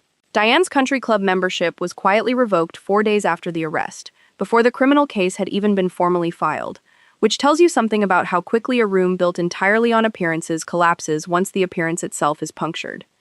I am told Diane writes letters from Danbury to old friends from her social circle. I am told almost none of them write back. Preston's case was more complicated, legally, because his attorney successfully argued that certain elements of the fraud had originated with, and been primarily directed by, his mother, a defense that reduced his exposure somewhat but did not eliminate it. He pled guilty to a lesser wire fraud charge and received 18 months, of which he served 11 before release on supervised probation, a probation that includes, among its conditions, a prohibition on managing any financial account on behalf of another person for a period of 5 years, a condition I confess I take a small, specific satisfaction in, given everything. Callaway Marine Trust, the shell of a company that had been running on fumes and borrowed prestige for over a decade, was formally dissolved during the proceedings, its remaining assets, negligible as they were, absorbed into the restitution pool. Preston now works, according to public records I have no particular reason to check but occasionally do anyway, as an account manager at a mid-sized insurance brokerage in White Plains, a job with a salary that would have been, to the Preston I married at 28, almost unimaginably modest. I am told, through channels I did not seek out but did not entirely avoid either, that he attempted to reach out to me twice in the months after his release, both times through a mutual acquaintance rather than directly, both times with some version of a message about wanting to make things right. I did not respond either time. Renata handled our divorce, finalized 9 months ago, with the specific, efficient thoroughness I had come to expect from her, and I walked away from that marriage with every dollar the forensic accounting had proven was rightfully mine, plus a settlement, negotiated as part of the criminal restitution framework, that Renata described, with something close to professional pride, as the cleanest outcome I've achieved in 11 years of doing this. Chase's sentence was the shortest of the three, 8 months given his more limited role and the relatively smaller total amount directly traced to him, but the consequence that seemed to actually register with him, based on the one brief, awkward encounter we had at a deposition 11 months ago, was not the sentence itself, but the sudden, total collapse of the financial safety net he had spent 31 years assuming would simply always be there. With the family assets frozen, the Millbrook estate sold, and both his mother and brother facing their own restitution obligations, Chase found himself, for the first time in his adult life, needing to actually hold a job continuously for longer than 14 months. Last I heard, through the same mutual acquaintance who occasionally, unbidden, updates me on Callaway family news I did not request, Chase is working as an account coordinator at a mid-tier advertising agency, a position several rungs below anything he would once have considered acceptable, and living in a one-bedroom apartment considerably smaller than the condominium my trust used to quietly subsidize. He was not, notably, invited to speak at his own mother's sentencing hearing, a detail I learned only because I attended that hearing myself, sitting in the back row, watching Diane's face as the judge read out the terms of her confinement, needing, for reasons I am still not entirely sure I can fully articulate, to see it happen in person rather than read about it later. Brooke faced no criminal charges. The investigation found no evidence she had directly participated in or profited beyond ordinary, unremarkable family generosity from the fraud itself. But the social consequences arrived anyway, swift and merciless in the specific way only a tightly wound social circle can deliver them.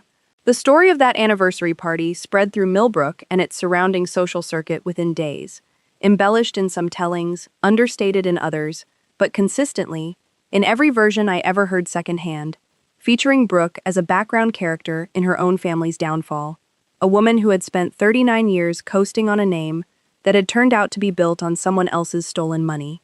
Her husband's hedge fund, already underperforming, lost 2 significant clients within the following quarter.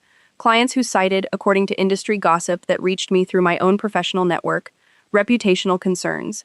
They declined to specify further, but that everyone understood perfectly well. Brooke and her husband sold their Rhinebeck property 14 months after the ballroom, quietly, without the kind of grand farewell tour Brooke had always seemed to assume her life would eventually earn her, and moved, I am told, to a considerably smaller home 2 counties over, a downsizing that constituted, for a woman who had never once in her life been asked to justify her own usefulness, its own particular and unglamorous form of consequence. Vanessa Klein was never criminally charged. The federal investigators concluded, after subpoenaing her consulting company's records, that while the payments she received were clearly part of the broader fraud scheme, proving she had knowingly participated in the forgery or the incapacitation petition, rather than simply benefiting from Preston's largesse as a mistress benefits from a wealthy lover's generosity, was a harder case to make than the more direct financial crimes committed by Diane, Preston, and Chase. But her professional reputation, in the small, insular world of boutique brand consulting in that region, did not survive the public record of a federal fraud investigation with her name and company attached to it, however peripherally. Klein Creative Consulting's website went dark within a month. I do not know, and I confess I have made a deliberate choice not to find out where she is now. And me. I want to tell you honestly, without the tidy bow that these stories sometimes want to wrap around an ending, that the 14 months since that ballroom have not been simple or painless, even with every material consequence landing exactly where it should have. There were months of physical therapy for lingering effects of the traumatic brain injury, headaches that still, occasionally, arrive without warning, a small residual gap in fine motor coordination in my left hand that a specialist tells me may never fully resolve, though it has improved considerably. There were nights, more of them than I like to admit, when the calm, forensic clarity that carried me through 8 months of building a case against my own family gave way to something rawer and less controlled, grief I had postponed rather than avoided, finally arriving on its own schedule rather than mine. I want to say that clearly because I think some of you watching this are in the middle of your own version of this story right now, still in the calm, strategic phase, still holding it together through sheer will and documentation, and I want you to know that the grief eventually arrives regardless, and that letting it arrive, once you're safe enough to let it, is not weakness. It is simply the bill coming due for everything you postponed feeling in order to survive. Professionally, I left Bellhurst Forensic Advisory 9 months ago and started my own firm, Marsh Forensic Partners, specializing in exactly the kind of trust and estate fraud investigation I once did for strangers and eventually, without ever intending to, had to do for myself. My father, at 68, came out of retirement to join me as a senior consultant. A decision my mother, from whom I remain, at present, cordial but distant, a relationship we are both still learning how to rebuild on considerably more honest terms than the one we had before, has told me she finds hard to understand, given that his pension was, in her words, more than enough. My father's response to that, relayed to me later with the particular dry amusement he reserves for moments he finds genuinely satisfying, was, "I spent 31 years finding this exact kind of fraud for a government salary. I'd like to spend a few more years finding it for my daughter, for free, just because I finally can." Renata Vance and I have become, unexpectedly, genuine friends, not merely attorney and client. We have dinner once a month, and she has told me, more than once, that my case remains the cleanest evidentiary package she has ever received from a client in 26 years of practice. A compliment I have come to understand is, from Renata, roughly equivalent to a standing ovation. I bought a condominium 6 months ago, on the west side, small and entirely mine, paid for in full, with no shell company, no forged authorization, no one else's name anywhere on the deed.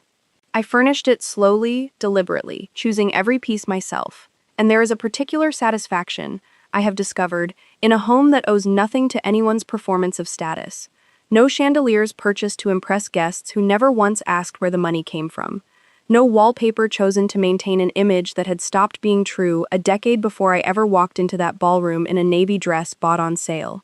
I sit sometimes in the evenings at a small desk by the window, doing exactly the work I have always loved, finding the pattern in someone else's numbers, the seam where the story people tell about their money stops matching the money itself. And I think, more often than I expected to, about the version of me who stood at that dessert table at the Whitmore Children's Hospital gala 6 years ago. 28 years old, dazzled by chandeliers and a well-tailored suit, and I do not regret her. Exactly, because she eventually became the woman who built a 211-page case file in her spare time, and brought down an entire family's carefully maintained lie in front of 140 witnesses. But I do wish, sometimes, I could tell her what my own father told me, all those years ago in a garage, pretending to look at a leaking faucet. Pay attention not to what people say about money, but to whether they can actually show you where it comes from. Everything else eventually tells you the truth on its own. If there is one thing I would want anyone watching this to take away, it is not really about money at all, though money was the mechanism here, the specific shape this particular betrayal happened to take. It is about the particular, quiet courage it takes to keep documenting, keep verifying, keep building your own case even when every person around you is telling you, in 100 small ways, that you are the confused one, that you are the one who doesn't understand, that the people taking from you are simply taking care of the family. You are allowed to trust your own numbers. You are allowed to trust your own signature, your own memory, your own certainty that something you built does not belong to someone else, simply because they have decided, with enough confidence, that it should. How many of you, watching this right now, are sitting on your own version of a folder you haven't opened yet, a signature that doesn't quite look like yours, a feeling in your chest that something doesn't add up? I'd genuinely like to know in the comments because I think more of you are carrying this than any of us like to admit out loud. I want to go back and give you a few details I skipped over in the interest of pace, because I think they matter and because several of you, watching stories like this, always ask the same question in the comments. How did you actually hold it together for 8 months, living inside the same house as people who were actively defrauding you? The honest answer is that I didn't hold it together perfectly, and I think it's worth being specific about the places where the performance nearly cracked, because I suspect that's the part that's actually useful to someone living through their own version of this right now.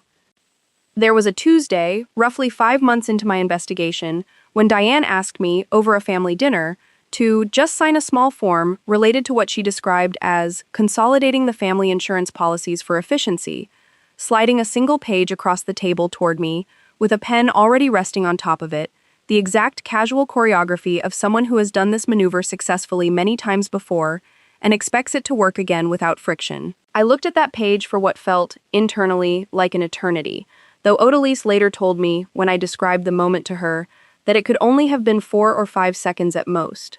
I recognized, instantly, the general shape of what I was looking at. A secondary authorization amendment, similar in structure to the original forged document I had already found, granting broader disbursement authority to a signatory listed only by initials. My hands did not shake. I said, lightly, "Of course, let me just read it properly first. You know how I am about fine print, occupational hazard." And I laughed, a small, easy laugh I had practiced more than I care to admit in my own bathroom mirror in the weeks before that dinner, anticipating exactly this kind of moment. I folded the page, put it in my bag, told Diane I'd get it back to her by the weekend, and never signed it, and never returned it, and Diane, remarkably, never followed up. Which told me something important. They were testing me periodically, almost lazily, confident enough in their own success that a single deflection was usually enough to make them move on to easier moments rather than push. There was another night, closer to the end, maybe 3 weeks before the accident, when Preston came home late from what he told me was a client dinner, smelling faintly of a perfume that was not mine, and sat across from me at our kitchen island describing, in unusual and uncharacteristic detail, how stressed he'd been lately, how much pressure he felt trying to hold the family together financially, how he sometimes wished things could just go back to being simple. I remember sitting there, listening to him perform a kind of confession-adjacent vulnerability that stopped just short of actually confessing anything, and feeling, for one disorienting moment, something that felt uncomfortably close to sympathy, not for the lies, but for the exhaustion underneath them, the specific tiredness of a person maintaining an elaborate performance they no longer fully believed in themselves. I want to be honest that this moment complicated things for me, briefly, in a way none of the more obviously villainous moments ever did. It is easier, I discovered, to stay resolved against cruelty then against exhaustion dressed up as vulnerability. I did not let it change my plan. But I want anyone watching this who has ever felt that specific, confusing tug of sympathy towards someone actively wronging them to know that the tug is normal, and that feeling it does not mean you are wrong to keep protecting yourself anyway. The hospital days deserve more detail too, because I compressed 6 days into a handful of sentences, and those 6 days were, in their own quiet way, some of the hardest of the entire ordeal. I want you to understand what it actually felt like, physically, to lie still for hours at a time, with a skull fracture healing, a headache that never fully receded, my left hand occasionally seizing with small, involuntary tremors that the nursing staff attributed, correctly, to the trauma, while simultaneously running a kind of continuous background surveillance operation on every person who walked through my door. Dr. Osei checked on me twice daily, and I performed, for her, a careful, calibrated version of confusion, enough to justify the extended observation period Renata and I both needed. Not so much that it triggered more aggressive intervention or sedation that would have made genuine listening impossible. There was a night nurse, a kind, tired woman named Rosalind who worked the overnight shift, who I remember specifically because she was the one person in that hospital who treated me, consistently, as a full person rather than a patient to be managed or a case to be documented, checking my vitals at 2 a.m. and murmuring, unprompted, "You're doing better than you think you are, sweetheart, I can tell." A small kindness from a stranger that I have thought about more times in the 14 months since than I would have expected. On the 4th day, Chase visited alone, which surprised me, since Chase had never once, in 7 years, visited me for any reason that did not somehow also involve Preston or Diane. He sat in the chair beside my bed, and I kept my eyes closed, and after a long silence, he said, quietly, almost to himself, "This is really messed up, what we're doing." I know it is.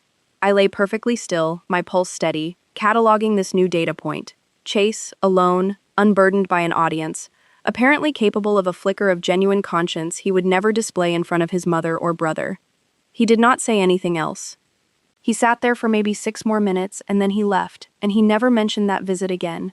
Not at the anniversary party, not at his own sentencing, and I have wondered, more than once, whether that quiet, private admission ever surfaced again in his own mind during the 8 months he eventually served, or whether it evaporated the moment he walked back out into a world where admitting fault out loud had never once been required of him.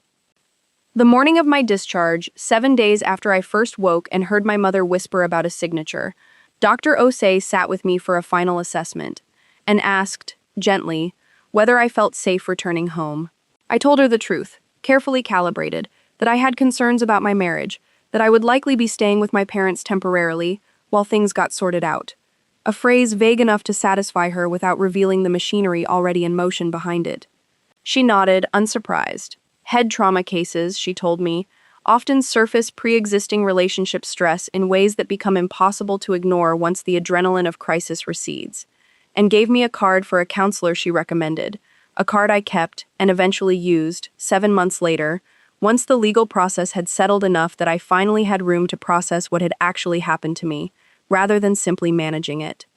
I want to also give you the fuller picture of what happened in the 3 weeks between Special Agent Cole's initial briefing and the anniversary party itself, because the coordination involved was more extensive than I initially described, and I think the specifics matter for anyone who might, God forbid, find themselves needing this kind of playbook someday. Cole's team executed a series of quiet, targeted subpoenas during that window. Ashcomb's full transaction history for Callaway Heritage Holdings, going back to the account's opening. Halloran and Vance's internal file on the incapacitation petition, including internal emails between the firm's partners discussing sequencing the filing to coincide with what one particularly damning email, later entered into evidence, described as a window while the client remains cognitively compromised, and banking records from a Cayman Islands institution that, once subpoenaed through international cooperation channels that Cole assured me were slower than television makes it look, but they work, confirmed the offshore account Diane had opened 4 months before my wedding, years before Preston and I had even met, exactly as I'd suspected. That last detail, once confirmed, changed something in how I understood the entire 7 years of my marriage. Diane had not simply seized an opportunity when I happened to marry into the family with money attached to my name. She had apparently been maintaining an offshore account and a general architecture for exactly this kind of arrangement for years before I ever existed in Preston's life. which meant, as my father put it to me quietly one evening over dinner during that 3-week window, this wasn't really about you, Elena. You were simply the specific solution that arrived. If you hadn't married Preston, there would eventually have been someone else. I sat with that thought for a long time. It did not make what happened to me feel less personal. The forged signature was still my signature. The trust was still my trust. The hospital bed was still the one I woke up in.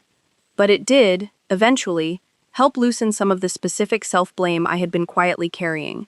The small, persistent voice asking whether I had simply been naive enough, 28 years old and dazzled by chandeliers, to invite this into my own life.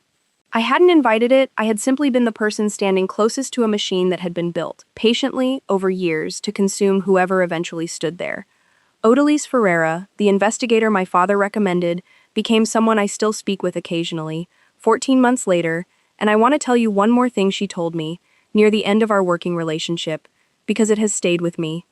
She said, in 20 years doing this work, Elena, I've watched a lot of people discover betrayal and fall apart, and I've watched a smaller number discover betrayal and go cold and methodical, the way you did. I want you to know that going cold and methodical isn't the absence of pain. It's just pain that decided to be useful instead of loud. Eventually, you'll need to let it be loud too, in a safer room than the one you were in. Don't skip that part just because you were strong enough to skip it for a while. I did not skip it, in the end, though it took me longer than I expected to finally let it arrive. The story broke publicly 9 days after the arrests, when a regional business reporter named Adrian Voss, who had apparently been quietly tipped off by someone present at the anniversary party, I never learned who, though I have my suspicions it was Cordelia Ashford, Diane's old friend, who I later heard had been genuinely, deeply wounded by the discovery that 30 years of friendship had been maintained, in part, by a woman comfortable defrauding her own family, published a piece titled, "With the blunt efficiency local business journalism tends to favor, Old Money, New Fraud. Millbrook Family's Anniversary Gala Ends in Federal Arrests." The article was accurate, carefully sourced from the public docket Renata had, by then, allowed to become public, and it spread considerably further than either of us expected, picked up first by 2 regional outlets and then, within a week, by a national personal finance publication that ran a longer feature focused specifically on the forged authorization and the incapacitation petition, framing the story, correctly, as a cautionary tale about elder financial abuse patterns turned inside out. The abuse, in this case, running not from an elderly victim outward, but from a family matriarch downward onto a daughter-in-law with money and no protective legal infrastructure of her own. I did not give interviews for the first 4 months on Renata's explicit advice, since the criminal cases were still active and anything I said publicly could theoretically complicate the prosecution. I did eventually agree to one interview, 7 months after the arrests, with a financial journalist working on a longer piece about trust fraud within families, specifically because she reached out with a level of preparation and genuine interest in the mechanics of what happened. The shell company structure, the calibrated withdrawal amounts designed to stay under bank review thresholds, the specific vulnerability created by a standing authorization document. That told me she wanted to write something useful rather than merely sensational. That piece, published in a national finance magazine, has apparently been shared, according to a message the journalist sent me months later, in several online communities focused on financial abuse recovery, and I have received, since then, perhaps 24 messages from strangers describing some version of their own discovery: a spouse's forged signature, a parent's shell company, a sibling's bridge loan that was never meant to be repaid, asking, essentially, how I found the courage to keep documenting instead of simply confronting and hoping for the best. I do not always know how to answer that question well, but I try, because I remember exactly how alone I felt at my kitchen table that first Sunday night, staring at a wine glass going warm, certain that no one else had ever stood exactly where I was standing. My relationship with my mother remains the most unresolved piece of everything that happened, and I want to be honest about that rather than pretending 14 months has produced a tidy reconciliation arc. We speak perhaps twice a month now, careful surface-level conversations about her garden, my new apartment, my father's health, conversations that both of us seem to understand are functioning as a kind of scaffolding, a structure we're both testing to see whether something more genuine can eventually be rebuilt on top of it. She was never criminally charged. Her involvement, investigators determined, amounted to knowledge and complicity rather than active participation in the forgery or the fund transfers themselves, a distinction that matters legally, but has felt, to me, considerably less meaningful emotionally. She sent me a letter 4 months after the anniversary party, 6 handwritten pages, that I have read perhaps a dozen times since, in which she tried to explain that her own hunger for the Callaway name's veneer of status had roots in a childhood of genuine financial precarity in Scranton, a scarcity she had spent 40 years running from, and that by the time she understood how deep Diane's scheme actually ran, she had already convinced herself, through the specific mental architecture people build to avoid confronting their own complicity, that going along quietly was protecting me from a more painful and public rupture. I do not fully accept that explanation, and I told her so, plainly. The one time we discussed the letter in person, sitting across from each other at a diner, not unlike the one where my father and I first laid out the case 18 months earlier.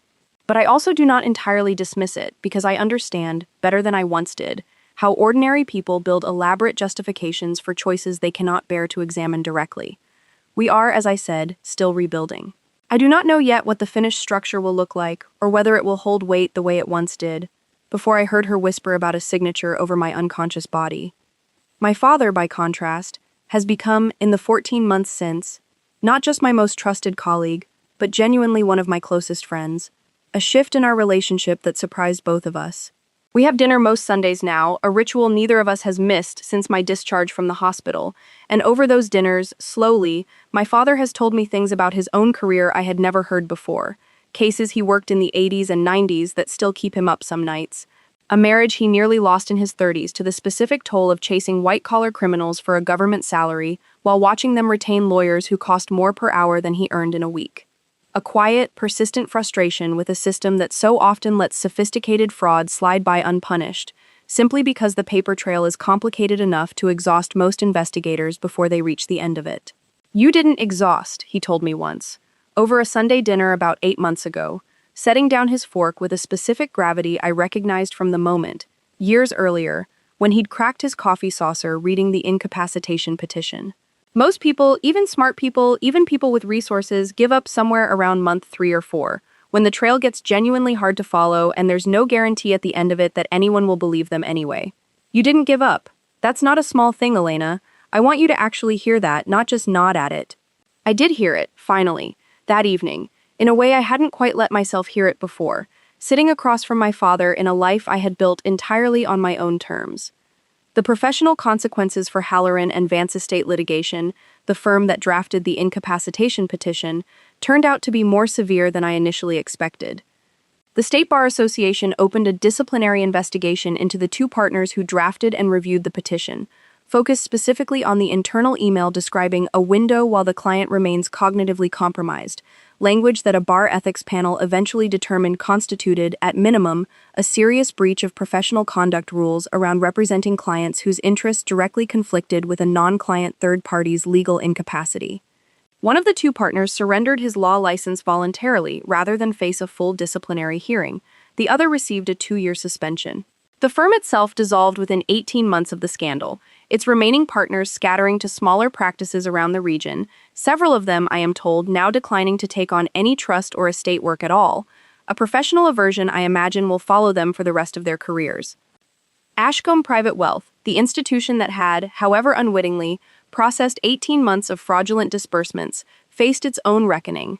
Not criminal, since the bank itself had been deceived rather than complicit, but regulatory, in the form of an enforcement action from state banking regulators that required Ashcombe to overhaul its internal controls around standing authorization documents, implement mandatory secondary verification for any disbursement pattern showing the specific calibration signature my case had revealed, and pay a civil penalty that, while modest relative to the bank's overall size, was significant enough that the compliance officer I'd originally spoken with, David Ferris, told me, in a call several months after the case became public, that your account is now literally used as a training example in our fraud detection module, which is either flattering or mortifying. I genuinely can't decide which. I told him I'd take flattering, all things considered, and I meant it. If my particular nightmare eventually makes it marginally harder for the next Diane Callaway to quietly siphon money out of the next unsuspecting daughter-in-law's trust, some small, useful thing has come out of all of it beyond my own recovery. I started dating again, cautiously, about 10 months ago, and I mention this not because it's central to the story, but because several people who followed the case publicly have asked, with a kind of gentle, well-meaning curiosity, whether I still believe in trusting people at all after everything. The honest answer is complicated. I am considerably more careful now than the 28-year-old who stood at that dessert table, dazzled by chandeliers. I maintain my own separate accounts with a rigor that occasionally amuses the people close to me. I verify things I once would have simply taken on faith, and I have become, I'm told by the one person I've dated seriously since the divorce, a man named Julian. No relation to the forensic document examiner. A little bit terrifying. The first time he watched me methodically review the terms of a shared restaurant bill for a discrepancy of $11. A habit I've had to explain, more than once, is not actually about him, it's about a version of trust I lost and am still, carefully, patiently, learning how to extend again on my own terms rather than someone else's. Marsh Forensic Partners, the firm I started 9 months ago, now has 6 employees, including my father, and a growing client list built almost entirely on referrals from attorneys who handled cases similar to mine. Spouses and adult children discovering fraud disguised as family generosity. Trust beneficiaries whose signatures don't quite match their own memory of signing anything. The specific, quiet epidemic of financial abuse that hides behind the comfortable phrase, "family takes care of family." The exact phrase Diane used twice in my presence. Once at our engagement dinner, and once, fatally for her, in the toast that gave me the opening I'd been waiting 8 months for. I built my career, originally, finding fraud for strangers. I never expected that the case that would define my professional reputation, the one attorneys now specifically request me by name to consult on, would be the one I built, in secret, in the evenings, at my own kitchen table, against my own family. I think often about the specific mechanics of that first Sunday night, sitting alone at my kitchen table, with a spreadsheet open and a wine glass going warm beside me, because I have come to believe that the moment itself, the specific decision to build a ledger instead of simply confronting Preston across that same table, is the single choice that determined everything that followed. I did not know, that night, that I was looking at $940,000 of fraud, or a forged signature, or a plan to have me declared incompetent, or an affair 5 years deep. I knew only that a single line item, $42,000 coded family advance per trial authorization, did not match anything I remembered authorizing, and I made the choice in that moment to trust the discrepancy over my own instinct to let it go, to assume it was an administrative error, to avoid the uncomfortable work of asking questions in a family that had made abundantly clear, over 4 years, how unwelcome my questions about money generally were. That is the piece of this story I most want to leave you with, more than the courtroom outcomes or the ballroom confrontation, or even the specific, satisfying details of watching federal agents lead Diane Calloway out of a room she had spent her entire adult life believing she controlled. It is the quieter, less cinematic decision that happened first, alone, at a kitchen table, with no audience and no guarantee that anything I found would ever matter to anyone but me. I want you to understand that the discipline required for that first night, the discipline to open a new spreadsheet instead of pouring another glass of wine and deciding to think about it tomorrow, is available to you too, whatever your own version of that $42,000 line item happens to be. You do not need a private investigator on retainer, or a father with 31 years of federal law enforcement experience, or a forensic accounting career to start building your own ledger. You need only the willingness to trust the number that doesn't add up, over the comfortable voice, sometimes your own voice, sometimes someone else's, telling you it's nothing, that you're overreacting, that family takes care of family, and that asking too many questions is simply not the done thing. I think, too, about Rosalind, the night nurse who told me, at 2 a.m. in a hospital room with green monitor light washing across the ceiling, that I was doing better than I thought I was. I never got the chance to tell her what that sentence meant to me, arriving as it did in the middle of 6 days of the most careful, exhausting performance of my life. A single moment of someone seeing me as a full person rather than a patient or a problem to be managed. And I think about her sometimes when I meet, through my work now, other people in the earliest, most disoriented days of discovering that someone they trusted has been quietly taking from them for years.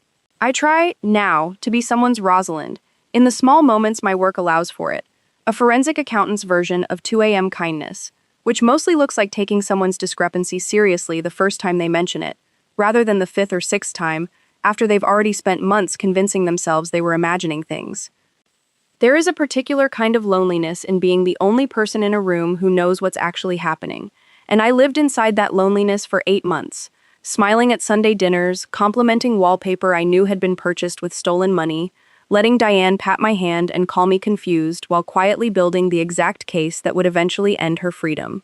I do not regret the loneliness because I understand now that it was the price of doing the work correctly, of building something clean enough that no defense attorney could pick it apart, of ensuring that when the moment finally came, in that ballroom, under those chandeliers, there was no gap in the record for anyone to slip through. But I want to be honest that it costs something, that 8 months of performed confusion and private methodical fury leaves a mark, one I am still, 14 months later, learning how to fully set down.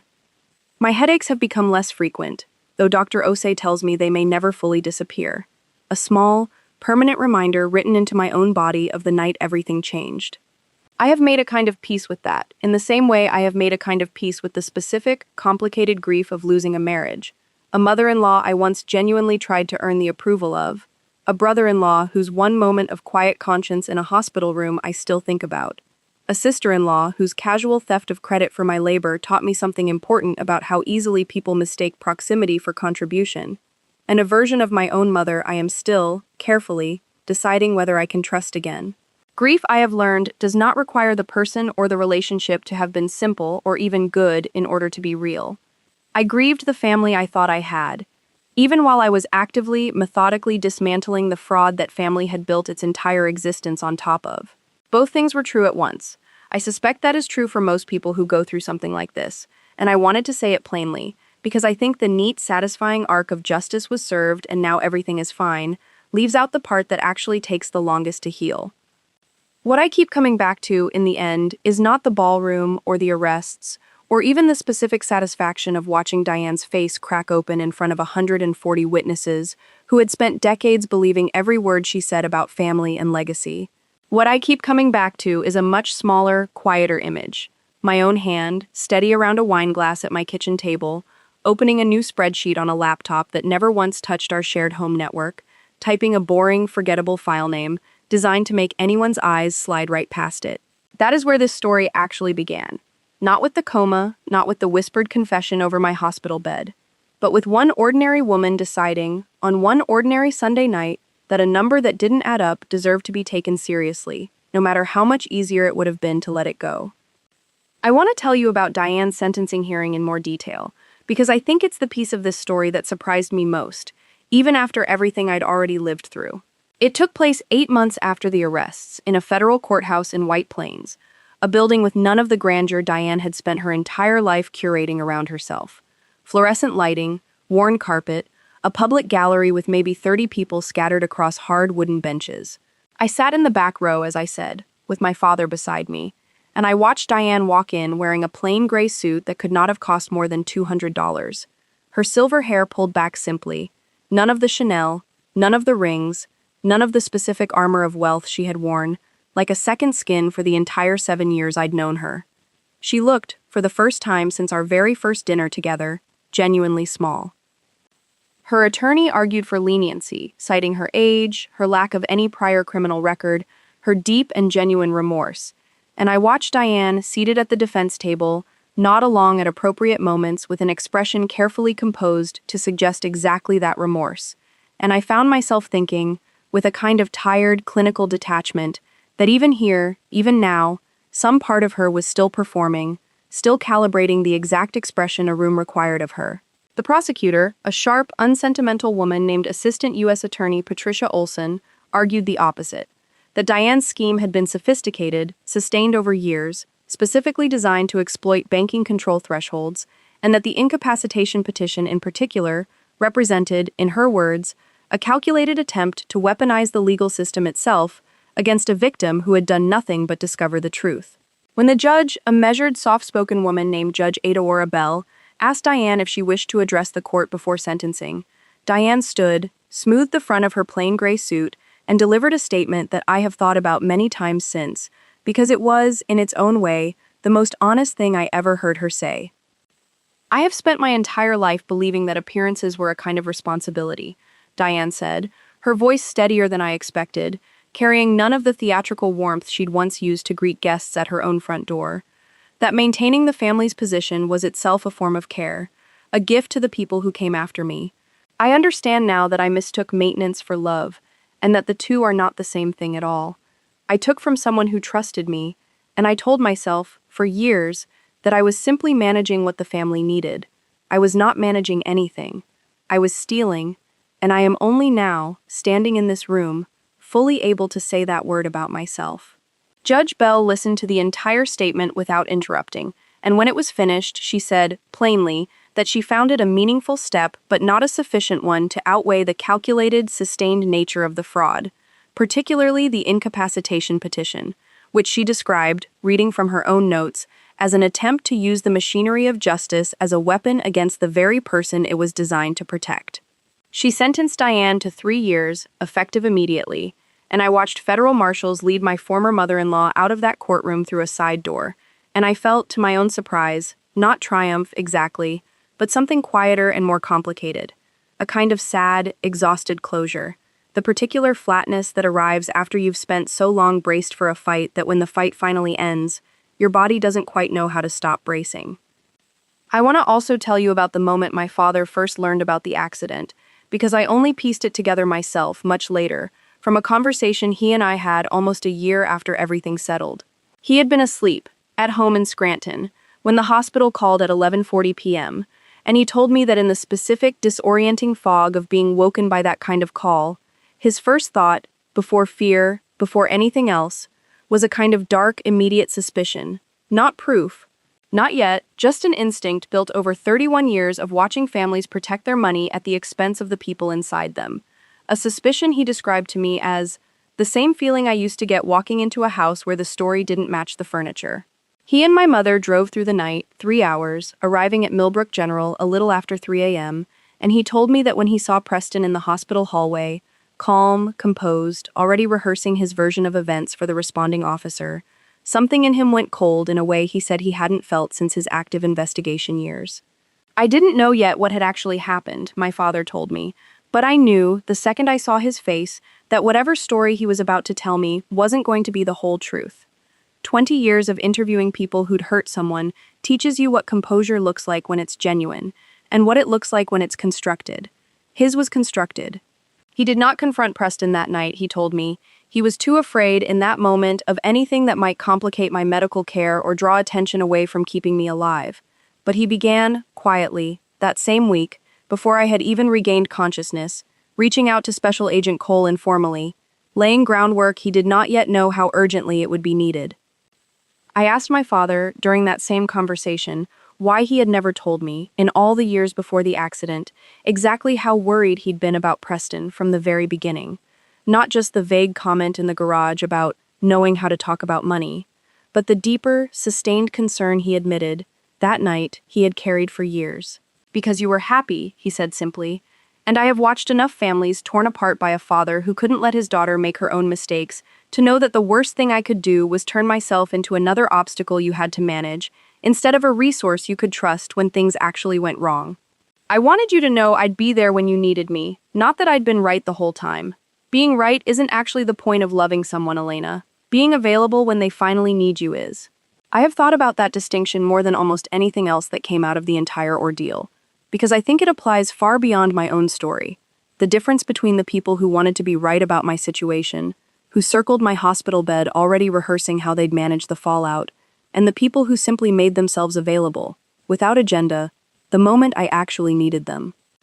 I also want to tell you more about Julian Torres, the forensic document examiner whose affidavit became one of the central pillars of the entire case.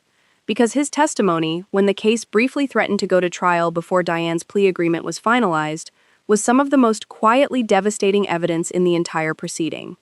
Torres had spent 11 years with the New York State Police Crime Lab before going into private practice, and in a pre-trial deposition I was permitted to attend, he walked through, methodically, the exact forensic markers that distinguished the forged signature from my genuine one. Not just the upward flourish on the final A in Marsh that I had noticed myself, staring at that PDF at 400% zoom, but 17 additional micro-variations in stroke pressure, pen lift patterns, and letter spacing that a skilled forger, working from photographs of my genuine signature rather than watching me sign in person, had gotten close enough to fool a notary and a bank, but not close enough to survive expert analysis. Torres testified that the specific sophistication of the forgery, close enough to pass casual verification, calibrated with clear awareness of exactly what level of scrutiny a routine bank transaction would receive, suggested the forger had either studied document authentication professionally or been coached by someone who had. That detail, more than almost any other in the entire case, unsettled me the most, because it meant someone in that family, or someone that family had paid, understood forensic document standards well enough to construct a forgery designed specifically to survive ordinary scrutiny, which told me the plan against me had been built with a level of premeditated sophistication I had, even after everything, somehow still been underestimating. I never did find out definitively who physically created the forged signature. The investigation traced the notary stamp to Harold Weiss, but Weiss himself, when finally located and questioned by federal investigators, turned out to be an elderly, semi-retired notary in Poughkeepsie who had no memory of notarizing the document at all, and whose stamp, forensic analysis eventually determined, had likely been used without his direct knowledge, possibly copied from an earlier legitimate document he had notarized for the Calloway family years before, another small, chilling detail that suggested the fraud had been planned and prepared for far longer and with far more care than even I, after 8 months of investigation, had fully appreciated. Weiss was never charged. Investigators found no evidence he had knowingly participated. But I think about him sometimes too, an elderly man who spent his career doing careful, unremarkable work, whose stamp ended up, without his knowledge, at the center of a federal fraud case. One more small life brushed by the specific, spreading damage of what one family decided, over years, they were entitled to take.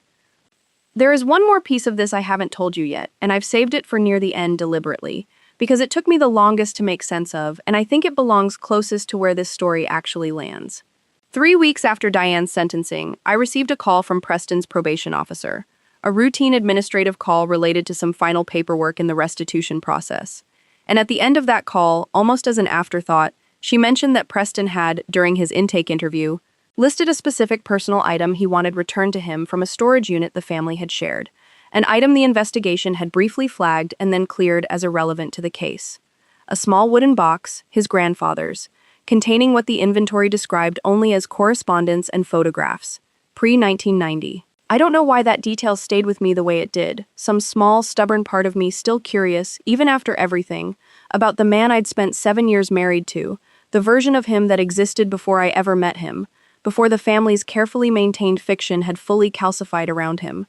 I never asked to see it, I never will, but I think about that box sometimes, sitting in a storage unit somewhere, holding whatever fragments remain of a Calloway family that once, presumably, before the money ran out and the performance began, was simply an ordinary family, making ordinary choices, before something shifted, generation by generation, into the specific, sophisticated machinery that eventually tried to consume me. I think that's the part of stories like this one that gets flattened too easily into simple villainy. The assumption that people like Diane, like Preston, like Chase, wake up one day and decide to become predatory. I don't think that's usually how it happens. I think it happens slowly, the way water finds the lowest point in a foundation, one small accommodation at a time. A mortgage taken quietly to cover a shortfall. A bridge loan that was never meant to become permanent. A wallpaper choice funded by money that technically wasn't theirs but felt, somehow, close enough to theirs that the distinction stopped mattering. By the time I met Preston at that gala 6 years ago, the machinery was already built, already running, already looking, patiently, for the next source of fuel. I happened to be standing near the dessert table when it found one. I don't say any of this to excuse what happened to me. I built a 211-page case file specifically because I do not believe understanding someone's path to cruelty obligates you to absorb the cost of it yourself. But I think there's a version of this story that's more useful than pure villain and hero, and it's this. Systems of quiet, accumulated entitlement build themselves slowly, inside families, inside marriages, inside institutions, long before any single dramatic moment reveals them. And the only real defense against them is the same one I used, alone, at my kitchen table on an ordinary Sunday night, paying close, sustained attention to the numbers, the signatures, the small discrepancies everyone around you insists don't matter, until the day they matter more than anything else in your life.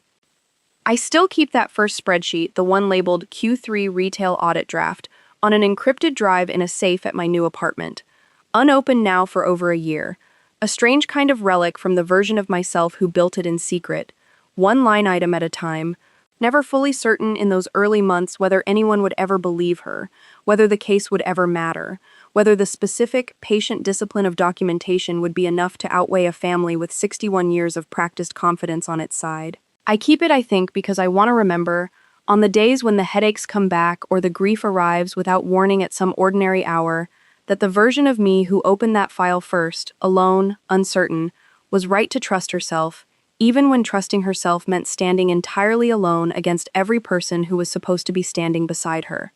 Renata told me once, near the end of the legal process, something I think about more than almost anything else anyone said to me during that entire year. Most people never get the chance to actually watch their case land, she said. Most fraud like this just gets absorbed. The family quietly writes it off, the victim quietly moves on, and the person who did it just keeps doing it to someone else, somewhere down the line. You built something clean enough, and you had the nerve to pursue it far enough, that you actually got to watch it land, in front of witnesses, in a room full of people who had to update everything they thought they knew about that family in real time. That doesn't happen for most people.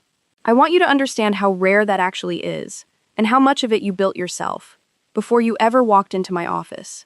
I did not fully understand what she meant, standing in her office that day, still exhausted from months of legal proceedings. I understand it better now, 14 months out, sitting at my own desk in my own apartment, building a career out of exactly the kind of work that once saved my own life. There's a specific memory I want to leave you with before I go, one I haven't mentioned yet because it didn't fit neatly anywhere else in the timeline, but it might be the truest single moment of this entire story. It happened on the morning of my hospital discharge, in the last few minutes before my parents came to drive me home, while a nurse was disconnecting the last of the monitor leads from my arm. I asked her, on impulse, whether Rosalind, the night nurse, was working that morning, and when the nurse told me Rosalind had already gone home after her overnight shift, I asked if she could pass along a message, and she found me a small notepad, and I wrote, in handwriting still slightly unsteady from the residual tremor in my left hand, a short note thanking her for something she likely said to a dozen patients every week, without remembering any one of them specifically. I don't know if that note ever reached her. I don't know if she remembers me at all. One patient among thousands across a career spent working overnight shifts in a hospital wing full of people at their most frightened and disoriented. But I think about her more than I think about almost anyone else from that period, because she is the reminder I hold on to that even inside the coldest, most calculated 8 months of my life, there were still ordinary people doing ordinary kindnesses who had no idea they were keeping someone's resolve intact simply by treating her like a person worth being gentle with at 2 a.m. I want to end, finally, with the specific image that started all of this. My mother's voice, 40 inches from my face, saying, "At last," and then, a beat later, the sentence that changed everything. Now we just need her to sign before she remembers anything. I have turned that moment over in my mind more times than any other single memory from that entire year, because I think it captures, perfectly, the exact shape of what this family believed about me for 7 years, that I was an asset to be managed, a signature to be obtained, a source of funds to be maintained through careful, patient extraction, rather than a full person capable of noticing, documenting, and eventually, systematically, dismantling every part of the architecture they had built around me. They were half right about one thing. I did not remember the exact moment my head hit that coffee table, not for months, and some part of that gap in my memory may never fully return. But they were catastrophically wrong about everything else, because the version of me lying in that bed with my eyes shut was not confused, and was not compliant, and had not forgotten a single line item, a single forged signature, a single calibrated wire transfer, in 18 months of documentation building toward exactly the moment it was about to arrive at. I want to close this particular chapter by telling you what happened to the $11,400,000 trust itself, since I opened this whole story with that number, and I think you deserve to know how it ended. The trust survived, battered, partially drained, tied up for months in restitution proceedings and asset freezes, but ultimately intact, restored, through the combined force of the criminal restitution orders, the civil settlement for my divorce, and the frozen Callaway Heritage Holdings account that Ashcombe's compliance freeze had caught before Diane's remaining transfers could clear.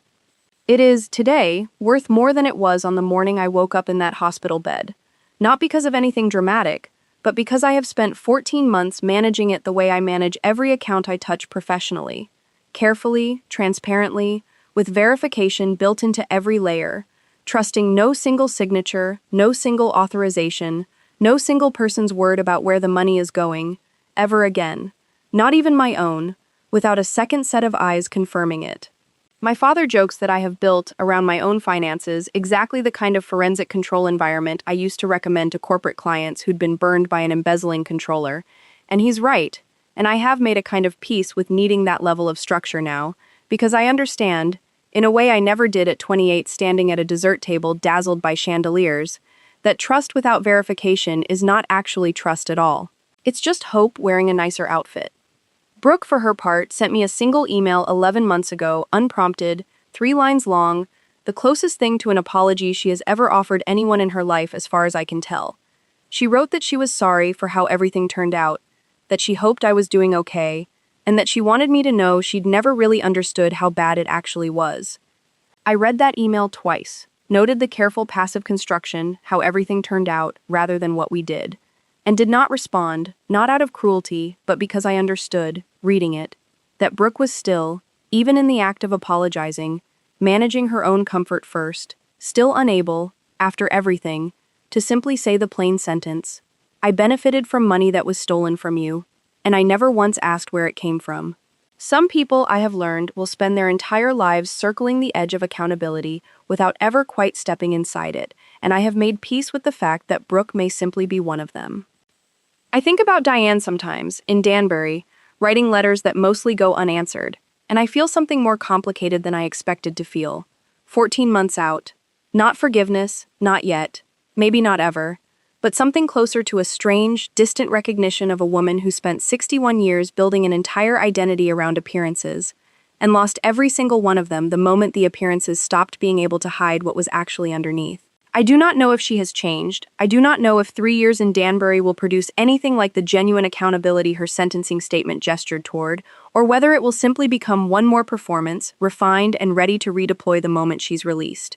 I find, honestly, that I have stopped needing to know the answer to that question in order to move forward with my own life, which is, I think, the actual finish line in a story like this one. Not whether the people who wronged you eventually become better people, but whether you manage to build something true and steady and entirely your own, regardless of what they do with the wreckage they're left holding. Before I get to that final thought, I want to add one more piece of texture to the epilogue, something small that happened at Chase's own release from federal custody, since I think it closes his particular thread more fully than the bare facts of his sentence alone. Chase served his 8 months at a low-security facility in Pennsylvania, and on the day of his release, according to the same mutual acquaintance who has occasionally, unbidden, kept me updated on Calloway family news, no one from the family was there to meet him at the gate. Not Diane, still incarcerated herself at that point. Not Preston, still working through his own probation conditions in White Plains. Not Brooke. By then 2 counties over, and determined to keep her own remaining distance from a scandal she'd never been legally attached to, but had certainly been socially buried by. Chase took a bus, alone, back to the city, and the acquaintance told me he described it, later, at a mutual friend's low-key gathering, as the first time in my whole life nobody was there to pick me up. A sentence that, when it was relayed to me, sat with me for a long time, not because I felt sorry for him exactly, but because it captured, more precisely than any court transcript could, the actual mechanism of what happens once a family built entirely on borrowed money and inflated status finally runs out of both. The people inside it discover, usually all at once and usually too late, that the family itself was never really the thing holding them up. The money was. And once the money was gone, so it turned out, was almost everyone who had ever seemed to need them. I want to leave you with one final thought before I go, and then I have something else to tell you. Something I haven't mentioned anywhere in this story yet. Something that happened just last week, that I think changes how I understand everything I've just told you. I told you a moment ago that everything material had landed exactly where it should, and I stand by that. But I have also learned, over this past year, that a case like mine is rarely as finished as the sentencing hearings and the divorce decree and the restitution checks make it look on paper. There are always more threads, more small people who touch the edges of a fraud this large, more paralegals and notaries and account managers and family friends who saw pieces of it and said nothing, for reasons ranging from fear to convenience to simple willful blindness. I used to think closing a case meant finding every single one of those threads. I understand now that closing a case sometimes just means deciding you have enough to live the rest of your life standing upright, and trusting that whatever threads remain will surface on their own timeline, whether you go looking for them or not. 6 days ago, one of them did. 6 days ago, I received a call from an unfamiliar number. A woman's voice I didn't recognize at first, careful and a little hesitant, introducing herself as someone who had worked, years earlier, at Halloran and Vance Estate litigation, as a paralegal before the firm dissolved. Her name doesn't matter yet, not until Renata confirms what to do with it, but I will tell you that her voice shook the entire time we spoke. The specific tremor of someone who has carried a private, unspoken guilt for far longer than 14 months. Someone who had clearly rehearsed this call many times, alone, in her own kitchen, in her own head, for weeks, before she ever finally found the nerve to actually dial the number and speak up. She told me she had been the one who typed the original draft of the incapacitation petition, under instruction from the partner who later surrendered his license, and that she had carried a specific, private guilt about it for the entire 14 months since the case became public. Guilt she had never spoken about to anyone, not even her own husband. She said she had finally found the courage to call me because she recently learned something during a records review at her new firm. A detail about the timeline, about exactly when the petition had first been discussed internally, that was considerably earlier than anything that ever made it into the public case file. Earlier, in fact, than the date I had always believed the scheme against me had begun. She asked if I wanted to know what she'd found. I told her yes, and what she told me next is not something I'm ready to share here. Not yet, because I need to bring it to Renata first, and because if what this woman is telling me is accurate, it means the story I just spent this entire video telling you is not actually finished at all. It means there is at least one more layer to this. One more thread I haven't pulled yet. One more person whose name I haven't said out loud. And I promise you, in my next video, I am going to tell you exactly what that call revealed. Because if I'm right about what it means, it changes everything about how far back this actually goes. And who else in that family was involved long before I ever said, I do, in a dress that cost more than my first car. If you want to be there when I post it, make sure you're subscribed. Because after everything you just watched me build alone, at a kitchen table, with nothing but a spreadsheet and my own refusal to look away, you already know I'm not going to let this go unfinished.